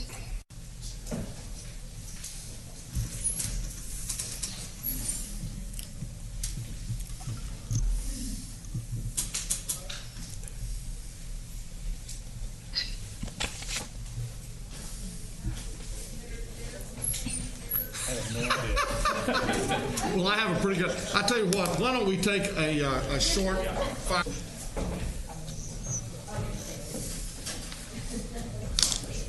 Mr. Manius, I see this. What I guess is a FOIA request. Yes. And we've given that to the district attorney's office. I've already given it to the DA's office. Okay. And again, I would just say, from that standpoint, anything that they're asking for material, you've got full access to my office for that. Any questions they're specifically asking me of, don't worry about it. We're not going to respond at this point in time. Okay, are we ready to start again? We're ready. Okay, so we're going to go to item number 2 under the administrators section. And Guidehouse, Katie, are you there? Yes, I am here, GK. Okay, so why don't you begin your presentation? Of course. Good afternoon, judges, commissioners. As GK said, this is Katie Cheston with Guidehouse. As usual, we're going to start with a quick update on project status. So if we can move to the second slide. So last week, we worked with Public Health and the Budget Office to review the testing-related expenditures, which Rachel is going to speak to in more detail on an upcoming slide. So just mentioning it in passing here. We also continue to support the initial CRS report, which the auditors submitted last week before the 17th on the due date. And then we've also been working with the county to draft additional payroll guidance for ILA distribution. So that is something that we are continuing to work with and making sure we're getting that finalized and sent out to them. So this week we're going to be continuing to provide the county with support around CRF eligibility, the initial FEMA project worksheet, which is being worked on by the county administrator's office, and expenditure review. We will also be continuing our check-ins with the court members throughout the week. Today's discussion will be covering updates around the 4 pillars as usual, and then providing an update on county fit. Any questions on project status? If not, we can move on to the next slide. Similar to previous weeks, I'm going to touch on the update pillars and not go into the things we've heard in the past. So COVID-19 testing, Benny provided you guys the update on that, so I'm just going to skip over that and start with the economic stimulus pillar. The small business assistance program applications are currently being reviewed by the county. On EDAs, it was determined that as of right now, there is no partnership opportunities for Arlington to partner with the county on any EDA projects. However, Arlington is moving forward with their application for the EDA COVID grants. Under the social services piece, the NGO assistance program deadline is tonight at 11:59 p.m. So that is coming to a close tonight, and then we will move forward with reviewing applications. And then finally, there are no updates under the local partners pillar for this week. Any questions on the 4 pillars update? No. Not, I will pass it over to Rachel, and she'll discuss the county's grant opportunities update. Thank you, Katie. So on this slide, if we can move to slide 3, here we provide an overview of grant opportunities that have been awarded or are expected to be awarded soon to the county. There are about $227 million in grant funds that have already or will soon be received by the county. Since our last report, there have not been any new awards or receipts. There have been new expenditures against some of these grants, which are captured on the next slide. Any questions on this slide before we move on? And if not, we can move on to slide 4 and discuss the expenditures. So here we have an overview of the expenditures. The total amount of invoiced and encumbered expenditures is $85 million. We've adjusted this slide a little bit for clarity. We've included the expenditures against the non-CRF grants from the previous slide, referred to here as multiple grants, in the bottom section of the table on the left. We've also expanded the total expenditures pie chart to reflect all expenditures, so emergency response, 4 pillars, and expenditures against multiple grants. As demonstrated in the chart, distributions for the county's 4-pillar programs make up the majority of total expenditures.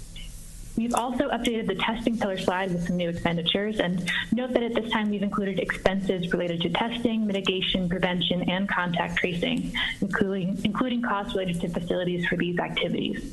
The total amount for only the direct testing expenditures is currently being determined by Public Health. We believe a portion of the $3.2 million captured here will be eligible for FEMA, which would reduce this amount. Any questions on the expenditure slide?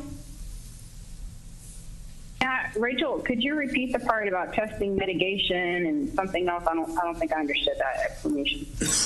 Sure. We just wanted to clarify that where it says CRF Pillar 1 COVID-19 testing, this includes both the direct testing expenditures as well as related, so indirect costs related to testing. So this could be something like contact tracing, as well as something like a facility for testing that may or may not be considered a direct testing expenditure. So this amount here, this $3.2 million, is not necessarily an amount that if someone were to ask, what is the total cost of the tests that have been completed, this would be a large category that encompasses a number of direct and indirect costs related to testing and wouldn't necessarily be used as a cost per test. Okay, very good. Okay, and then I see the explanation also in the footnote, right? Okay, very good. Mm-hmm. Thank you. Any other questions on the expenditure slide? If not, we can move on to slide 5, and Katie will wrap up. So if we start off with the Fema Pie Chart, we've currently identified $16.1 million worth of eligible expenses for FEMA. I do want to note here that the county is working on drafting their initial FEMA PA project worksheet.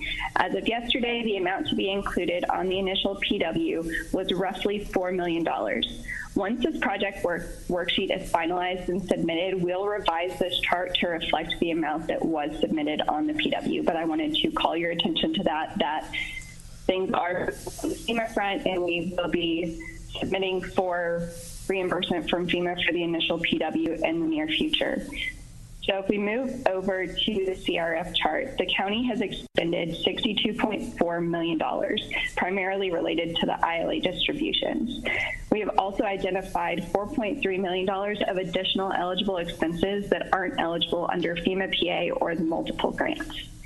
The county still has $115 million remaining is earmarked for the 4 pillars in county operations, which leaves $27 million of CRF funds that are currently not earmarked for another purpose. So if we move down to the multiple grants, the auditor's office has recorded $2.2 million of expenditures against the COVID-19 related grants, which we've discussed on the grant opportunities page. This leaves $15.1 million remaining of available fundings for those grants, which do have very specific purposes and that's why you'll see the $15.1 million does say earmarked, because they are earmarked for the very specific purposes of those other grants. And then finally, if you move over to the far right, you'll see the consolidated summary. The county has roughly $252 million of federal funding available right now. This does include the estimate for $25 million of possible FEMA funding based on the size of the county from what we're seeing in other counties. So that number could fluctuate higher or lower based on what you seek reimbursement from FEMA for. So of this amount, the county has expended $85 million as of the July 16th report date for the expenditures. There is $130.3 million earmarked, leaving $36.7 million remaining of the total federal funding. Any questions?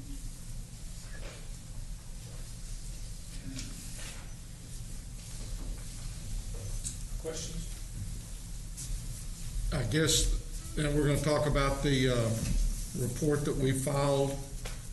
Yes, we have a copy of that, and it's in your red folder this one. And I'm looking at the copy of it. I guess I'm just trying to reconcile that with what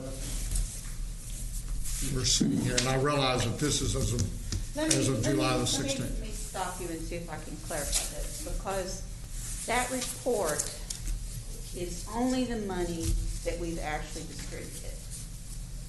A large portion of the county's expenditures to date, since I have my financial statement with me, I hold them up, there's a column in there that is the fund that all of those expenses are going into and are being held with negative cash in that fund until such time as the court is fully determined on FEMA and CARES and how those funds will actually be recorded in the general ledger.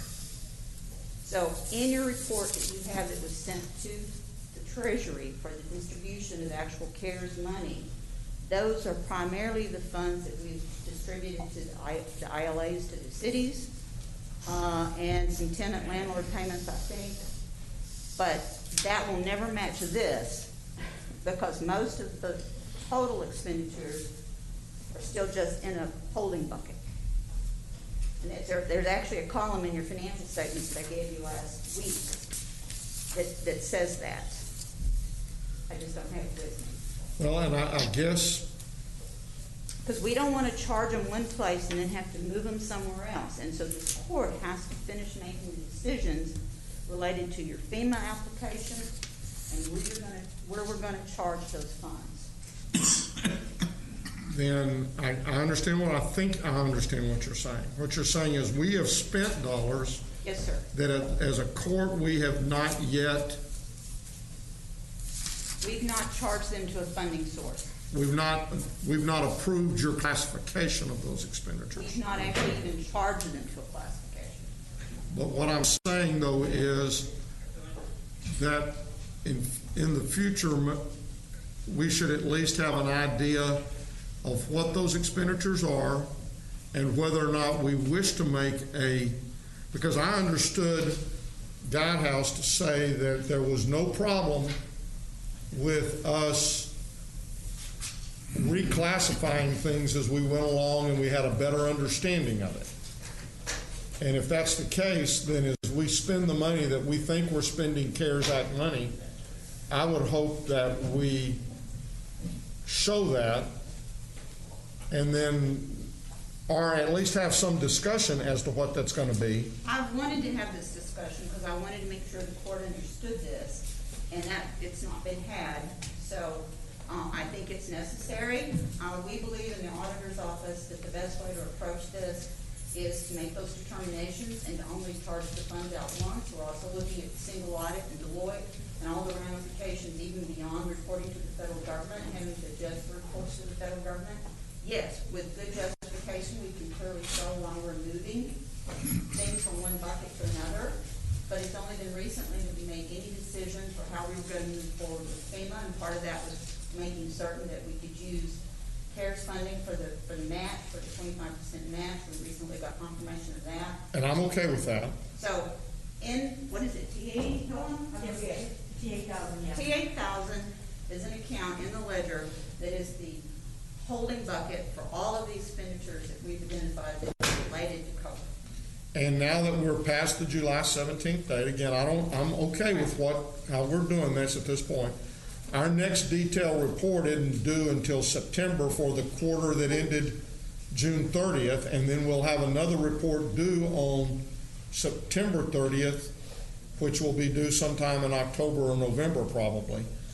But I would hope that we, as certainly as we approach the due date for this detailed report that ends June 30th, I'd like for us to have some sort of maybe a recap or some sort of here's what we've got in this TA 8000 that we know we've spent, but we just hadn't figured out for sure with your recommendation, with Helen's recommendation, and with Guidehouse's recommendation, how y'all might suggest that we classify those things. So I'm okay. I appreciate this right here, but I hope that we'll begin to see more detail. And some of the slides for the total county spend that Guidehouse goes through, they are representative of what's in T8,000. Yes, that's correct. It's just your grant report is not, because your grant report is only those things that were clearly items that were distributed, where the court had already made the decision that those were going to be CARES funds. Well, as we get to the point of actually discussing it, I would like that to be as of a period of time where these reports, or at least we have something in these reports that mirror what we have in the TA 8000 and everything else we've spent. Okay. And maybe we do that at the end of August or at the end of when, I don't care, but I just would like to get some sort of an idea where I see it in other than these. Everybody else loves graphs. I love to see tables of numbers. I understand what it is that you're looking for, and right now it doesn't match because I hear you. I understand, and I'm okay with that. It doesn't match, but it Hey, Judge, I've got a question. Go ahead. Yeah, so you had referenced classification and Renee had referenced charging to a funding source. Are those terms interchangeable, or are we talking about two different things? I don't understand. I'm going to let her explain it just so I can make sure I understand. Well, I'm not sure what okay. GK meant by classification. What I'm talking about is as we spend money, before we actually designate the exact dollar that we're going to use, whether it's a FEMA dollar, a CARES dollar, or some other kind of grant that's not earmarked already, a special grant, or a general fund, someone has to determine how we're going to pay for it. And normally that's not an issue because we already have that budgeted in your budget that you adopt at the beginning of each fiscal year. In the case of the CARES funding and whether or not we're going to apply for FEMA, one reason it was prudent to wait to decide is because we didn't want to apply for FEMA and then have FEMA turn us down, and it would be too late then to use the CARES money because we could be beyond the December date. So as we got a clearer picture on the FEMA and what we thought we could apply for with FEMA and the grant match, then they're now moving forward with clearly PPE and other things that are very easily identifiable for FEMA. And a majority of the funds will probably go to the CARES funds, but there's even discussion, of course, if there could be an extension of the deadline to actually spend the CARES money we have, whether that ever happens at the federal government. But this is really a governing body's decision, but you didn't budget these funds. You didn't budget them like you normally do every year in August for the next year. So as we've spent them, we've simply put them in a place that they could be held until such time as you determine how you wanted to fund those expenditures. So it's not just a classification. It's actually which wallet do you want to open to take that dollar out of. Does that make sense? Okay. Yeah. It does, yeah. Thanks for pulling that together for me. Thank you, Ms. Tidwell. Okay. So, are there any other comments or questions for Guidehouse? If not, we're going to move on with some updates. I believe yesterday we sent the court a document that was entitled Crf Chart Program Updates, and that gave you a snapshot as of about Friday as related to some of the activities in our 4 pillars. In the prologue on that email, we said that those numbers would change by the time we got to court today. So I would like to give you some new numbers. And I think the takeaway from this is that all of our programs are moving forward. And so let's talk a little bit about the small business assistance.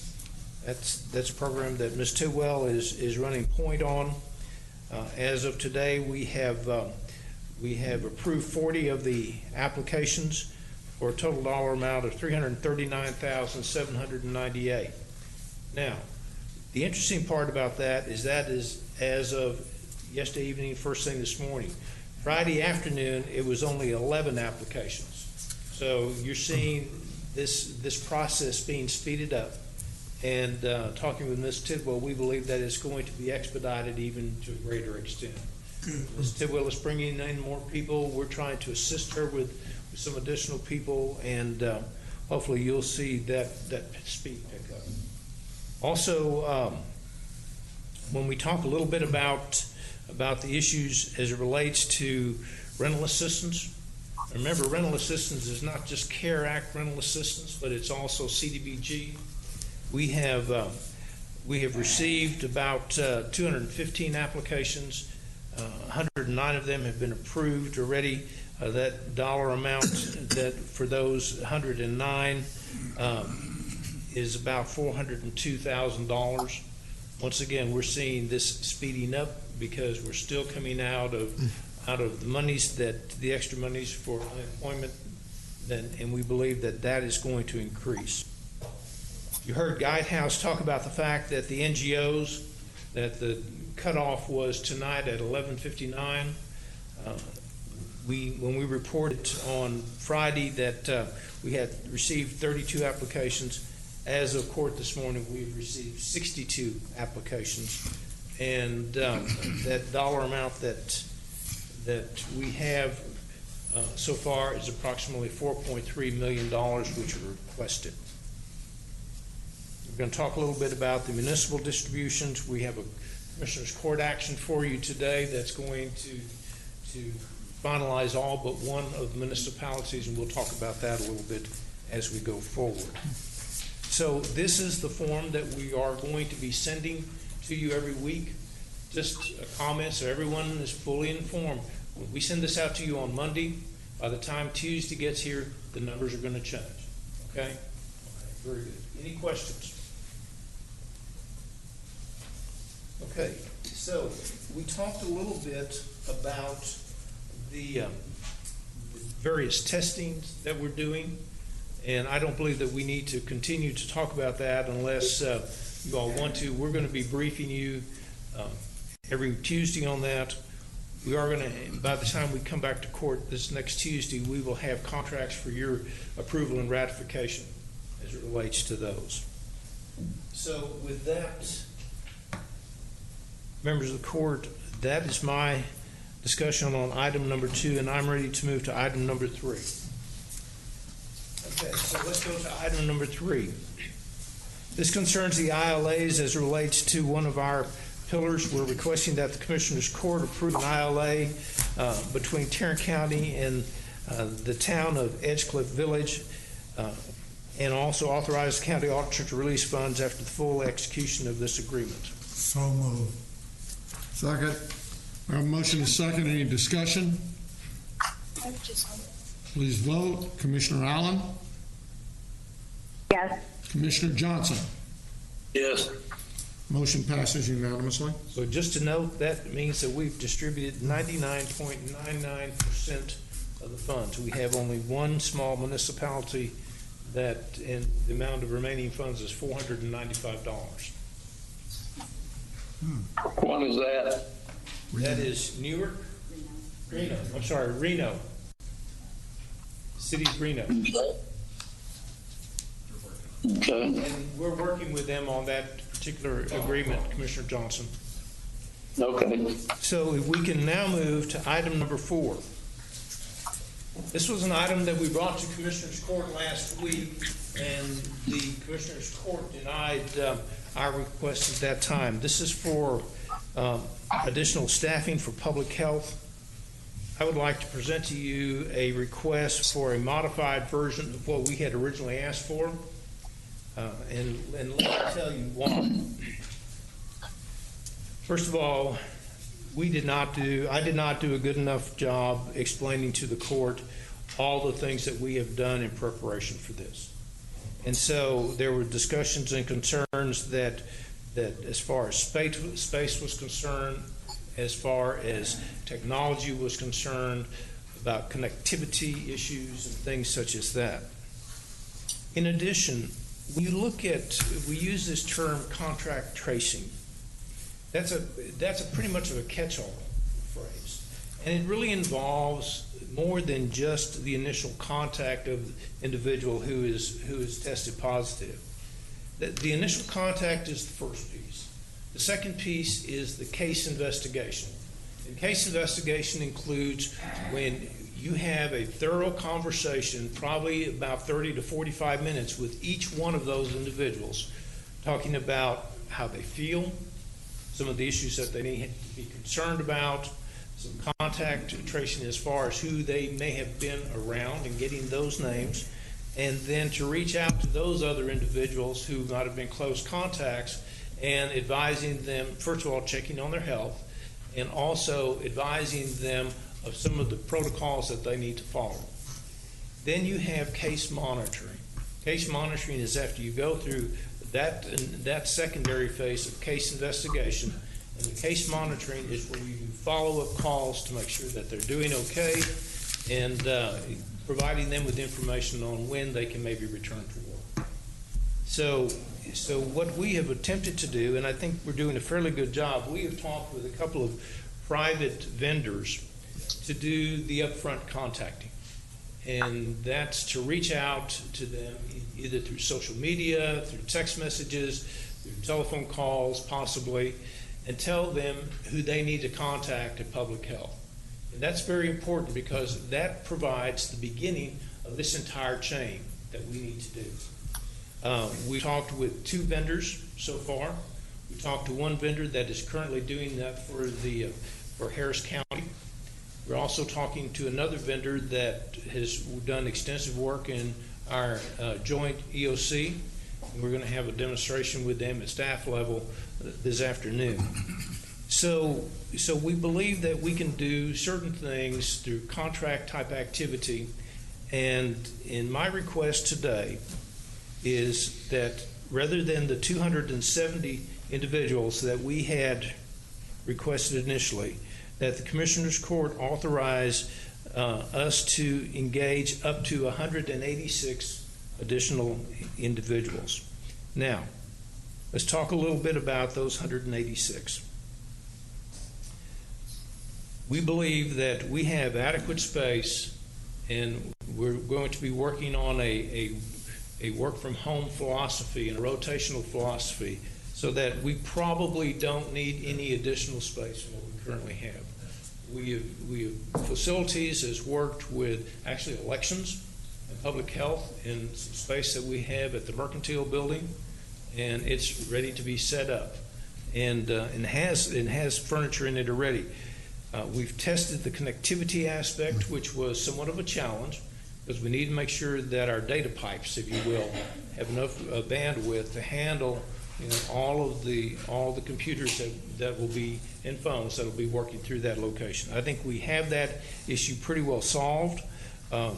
As far as the technology is concerned, when we began to deal with COVID, we knew that we were going to go through a process where that our employees were going to work from home sometimes. And so we purchased a large number of laptops. I believe it was about 500. And purchasing helped us greatly on that. And we have those in place now. We have about 250 of those laptops that we can dedicate to this. So we don't need to buy any new equipment. We'll need to work with IT to make sure we set up the software, the computers, so that they'll function the way we need them to function, and the process. So we think that we have answered a lot of the questions that the court might have had or had last week. And I'll take full responsibility that we were not as clear as we should have been last week on this. Our request is that you allow us to employ up to, or contract to have 186 new FTEs that will help us. Now, here's the other qualification. Rather than going out and hire the entire 186, we want to use that as somewhat of a ceiling. And as the order itself says, that you also authorize the county administrator to initiate these whenever public health will come talk to the administrator's office. We'll work through. If we need them, then we'll authorize increments that we can hire. We're also looking at UNT Health Science to maybe help us with some biostatistician groups or epidemiology technicians. So we may do some contracts with them, which we'll obviously bring back to the Commissioner's Court, and we'll count against this 186. So I think that this is a good plan. It's not one where we're just going to go out and hire all these people, but it gives staff, with the checks and balances at the staff level, to move forward on a continuous basis to address the issues that we're dealing with testing and reporting as it relates to the coronavirus. And so that is my request. My request is to hire 186 people. We believe that amount is somewhere around $14 million, $14.2 million. And we will report to this court so that you fully informed on our activities on this, and we can bring this to every week. Judge, you talked the other week about maybe every other week, but we'll be bringing all that to the court. So if you feel like you need to give us further direction, then obviously we will happily accept that direction. So that's my request. I will move approval of your request. I like it a whole lot more than the proposal that was sent to us yesterday, which was an exorbitant amount of money. And the way it looked to me, those people would not be working in Tarrant County and probably would not be Tarrant County residents. This is a vital function. It's a part of, it goes hand in hand with our testing program. It's something that we must do in order to be sure about where the virus is in our community. Whatever resources we need to commit to this, we should commit to this. And that's why I am supporting this. We have a motion and a second. I heard Commissioner Allen with the second. I do think we're a lot further along than where we were last week. I appreciate the work that y'all put forth on this. I would ask just a couple of things. One, in the report, and again, every week may be too often, but I would like to know, I would like to have statistics that show me that we're getting some results from these people that we've got. I want to know if they've contacted, how many folks they've contacted that were positive and gotten information from. I want to know, to the extent, if they've given us contacts, how many of those contacts we have been able to communicate with, because I need to feel like that we're accomplishing something with this and that they're not just trying to get on. I very much agree and go along with hiring one or two of these other firms where their emphasis is on, through social media or whatever, getting those people to make the initial call, and so that our people are doing more responding to calls than they are trying to call out and get hold of somebody. The one other thing that I would like is, I know that I've had a lot of people tell me that they would volunteer to help do this, and I don't know how well that could work. But it may be that I've also had some cities who've indicated that they might be willing to take over at least certainly those citizens within their area, within their boundaries, but maybe even the surrounding boundaries. And to the extent that we have cities who might be interested in doing that, I'd like to encourage us to work with them. And then maybe to the extent that we have people who want to volunteer, we let the volunteers work through the cities as opposed to trying to have them work through our particular deal. Now, if you've got a way to do that, then fine. And I understand that, you know, a volunteer is going to have, there may be a certain number of hours or a certain number of things they have to agree to, because we don't want a volunteer who says, well, I'll work when I want to, and that can happen. I understand that. But we've got a very generous population and people who want to volunteer and help, and I feel that they may be committed to whatever requirements. If they're not, they're not. But if we can work some deals with cities, I know Burleson's already doing this. I know that North Richland Hills may have communicated with you. There's at least been an indication from the mayor that the city manager was going to at least look at what possible steps might occur. And I'd just like for us to give some cities that opportunity. We will. And I'll reach out to Mark directly and ask him about that. Yeah, and Patricia, you may want to put something out to the Mayor's Council that says we're going to be looking for doing this contact tracing, and if your city would be interested, then have your city manager communicate with GK about the possibility of helping with that contact. And as I understand it, the contact would be in two forms. One, the initial conversation with the individuals who tested positive, but then also the continuing monitor of those patients until we feel like they're through the system. But then two, once we've received the contacts that those people have given us, then there will be an attempt to communicate with those close contacts and, one, alert them to the fact that they may have been in close contact with someone who's tested positive, and give them whatever, after discussions with them, whatever. Is that what we're looking at and talking about with regards to the contact tracing? You know, that's part of it, and so we'll coordinate with public health, because those individuals who do more than just the initial contact have to receive some training on epidemiological approaches. But yes, we'll reach out to them. I know Burleson went out and hired some social workers to do that, and they were trained. But we're not going to be hesitant to reach out to them. We just need to make sure that it's all coordinated.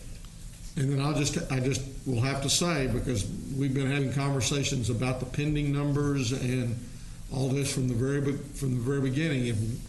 For me, if I don't see some progress in some of those areas, then I'm going to be very reluctant to continue to spend money where we're not seemingly getting results. And that's why those reports are going to be very important to me. So that's my request. Okay. Fair enough. Where does the money come from for this? Sorry, Commissioner? Where does the $14 million, what pot of money does that come out of? We thought we'd get that from your campaign report. Well, you better think different. It comes from the CARE Act. Commissioner Johnson, it comes from the CARE Act. It's the federal dollars that the federal government has given us. And we had, if you'll recall, we had set aside approximately, I believe, $30 million somewhere there, yes, in that area for the testing, as well as for this health part of the deal. So we do have money set aside. Now, I'm also going to assume that from earlier conversations that we are going to begin to spend money on the testing, but also, as I understand it, and correct me if I'm wrong, the testing sites are something that FEMA may assist us in paying for, and so we may find that only 25% of the cost of the county testing comes from those CARES Act funds. The remainder may come from FEMA. And that's correct. And what we've done several things. First of all, we've asked Guidehouse to look at our testing processes to make sure that to identify or to any questionable expenses that FEMA may not cover, but it would be covered with the CARES Act. And then second of all, and you heard Guidehouse talk about it a little bit, you heard Ms. Tidwell talk about it a little bit, we are planning to submit, I believe, we're creating our first FEMA request, and it's about $4 million, and it's more of the PPE. That we know that there's no justifiable reason why they should turn us down. We're trying to generate more money coming into the county so that we can save our CARE Act dollars if we need to use them, because we are doing a lot of expenditures out of CARE Act. We just want to make sure that we have enough money to reach December 30th. And then I would also suggest, and I know that they'll think about this, that the state has $484 million in non-CARE Act money that they received for testing, and we should certainly be applying for that. Just based upon our percentage of population and percentages of cases, we should be looking at somewhere in the neighborhood of $8 million, I believe. So, Commissioner Johnson, the answer to your question is that these are all federal dollars that we're looking at to pay for this type of activity, and it's not coming out of the county's general revenue fund. Okay, thank you. Any other questions or discussion at this time? Please vote. Commissioner Allen? Yes. Commissioner Johnson? Yes. Motion passes unanimously. Finally, members of the court, on item number 5, we're requesting that the court rescind court order 131998 and approve amendment number 3. This is for the General Services Administration as relates to the resource connection. Move approval. Second. We have a motion and a second. Any discussion? Please vote. Commissioner Allen? Yes. Commissioner Johnson? Yes. Motion passes unanimously. Thank you, Mr. Manus. Ms. Glenn? Move to receive and file the personnel agenda. Second. We have a motion and a second to receive and file the personnel agenda. Please vote. Commissioner Allen? Yes. Commissioner Johnson? Yes. Motion passes unanimously. Yeah, after GK's up there, I'd clean that thing off too.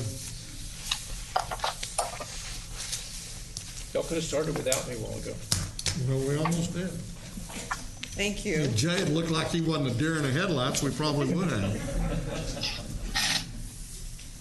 We have 2 additional items for the court. As item 2, we're asking the court to approve the fiscal year 2021 holiday schedule. It's pretty straightforward for that next fiscal year. Move approval. No approval. Move for approval. Second. We have approvals and seconds. Please vote. Commissioner Allen? Commissioner Allen? She said yes. Yes. For the second time. Yes. Commissioner Johnson? Yes, for the second time. Well, it might be the second time for y'all, but it's the first time we heard you. Motion passes unanimously. Thank you. Our third and final item, we're asking the court to approve a double fill and a waiver from the 231st District Court. This is Judge Navarez.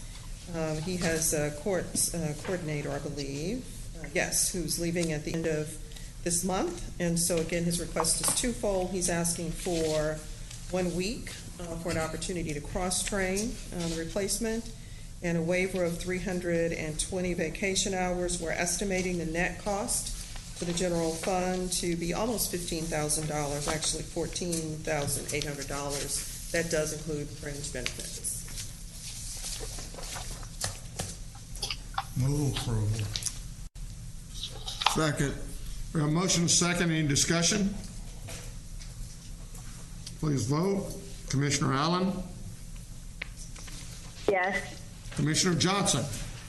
Yes. Motion passes unanimously. Thank you. Thank you, Ms. Glenn. Mr. Tanasia?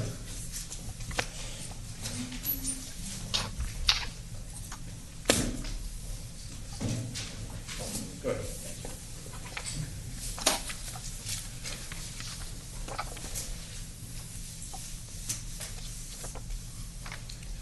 First of all, I wanted to make a quick comment. Thank you to Mr. Manius and our Commissioners Court for approving that request for public health. Staff are very relieved. We're really appreciative, and we'll try to work on the reports and get you all the information you need. So for our public health agenda, we have one item requesting your approval. This item you've seen before. It's the approval for an amended agreement with QuickBase, the software platform that we're using. The real difference here was that last time around we brought it around, it was a 3-month agreement, and we did not realize that it was on an auto-renew on a 3-month basis. The conversation was it was going to go month to month. So this time around we brought it back on a monthly basis, and it has some clarifications in there on all the entitlements that go with the user licenses. There's no difference in cost. It's just we clarify that so we can get on a month-to-month basis. So we're requesting your approval again on this item. Move approval. Second. We have a motion and a second. Any discussion? Please vote. I do have a question, Vinny. Yes, ma'am. Go ahead. So you said it went from the 3-month auto renewal to month. So it has, but is that auto renewal as well, month to month? It will auto renew on a month-to-month basis, and then we can cancel it anytime. Yes, ma'am. Very good. Okay, thank you. That's all I have. Please vote. Commissioner Allen? Yes. Commissioner Johnson? Yes. Motion passes unanimously. Thank you. Thank you. Mr. Beecham?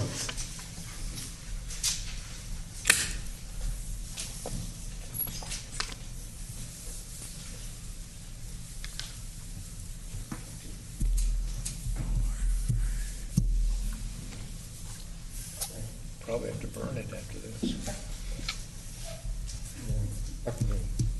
We have 2 items for your consideration this morning. Our first item is a bid award recommendation for RFP 2020-159. This is a contract for the printing and mailing of absentee ballots. Recommendation be to award first terms of the contract, awarding to the primary and secondary vendors as shown in the court communique. Move approval. Second. We have a motion and a second. Any discussion? Please vote. Commissioner Allen? Yes. Commissioner Johnson? Yes. Motion passes unanimously. Our second item is also a bid award recommendation for RFP 2020-162. It's an RFP for the purchase of a mail sorter, again for Elections Administration. Recommendation be awarded low bidder, Fluence Automation, the amount of $374,963. Move approval. For approval. Second. We have a motion and a second. Any discussion? Please vote. Commissioner Allen? Yes. Commissioner Johnson? Yes. Motion passes unanimously. Thank you, Jack. Are there any? I have one more request real quickly.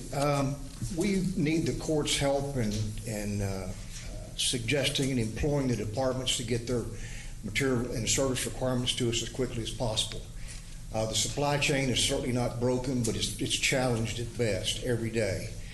When we identify sources, and most of these items are on contract, we're having to go 2, 3, 4 deep sometimes to get the stuff. Items that you would not normally think would be short or challenged.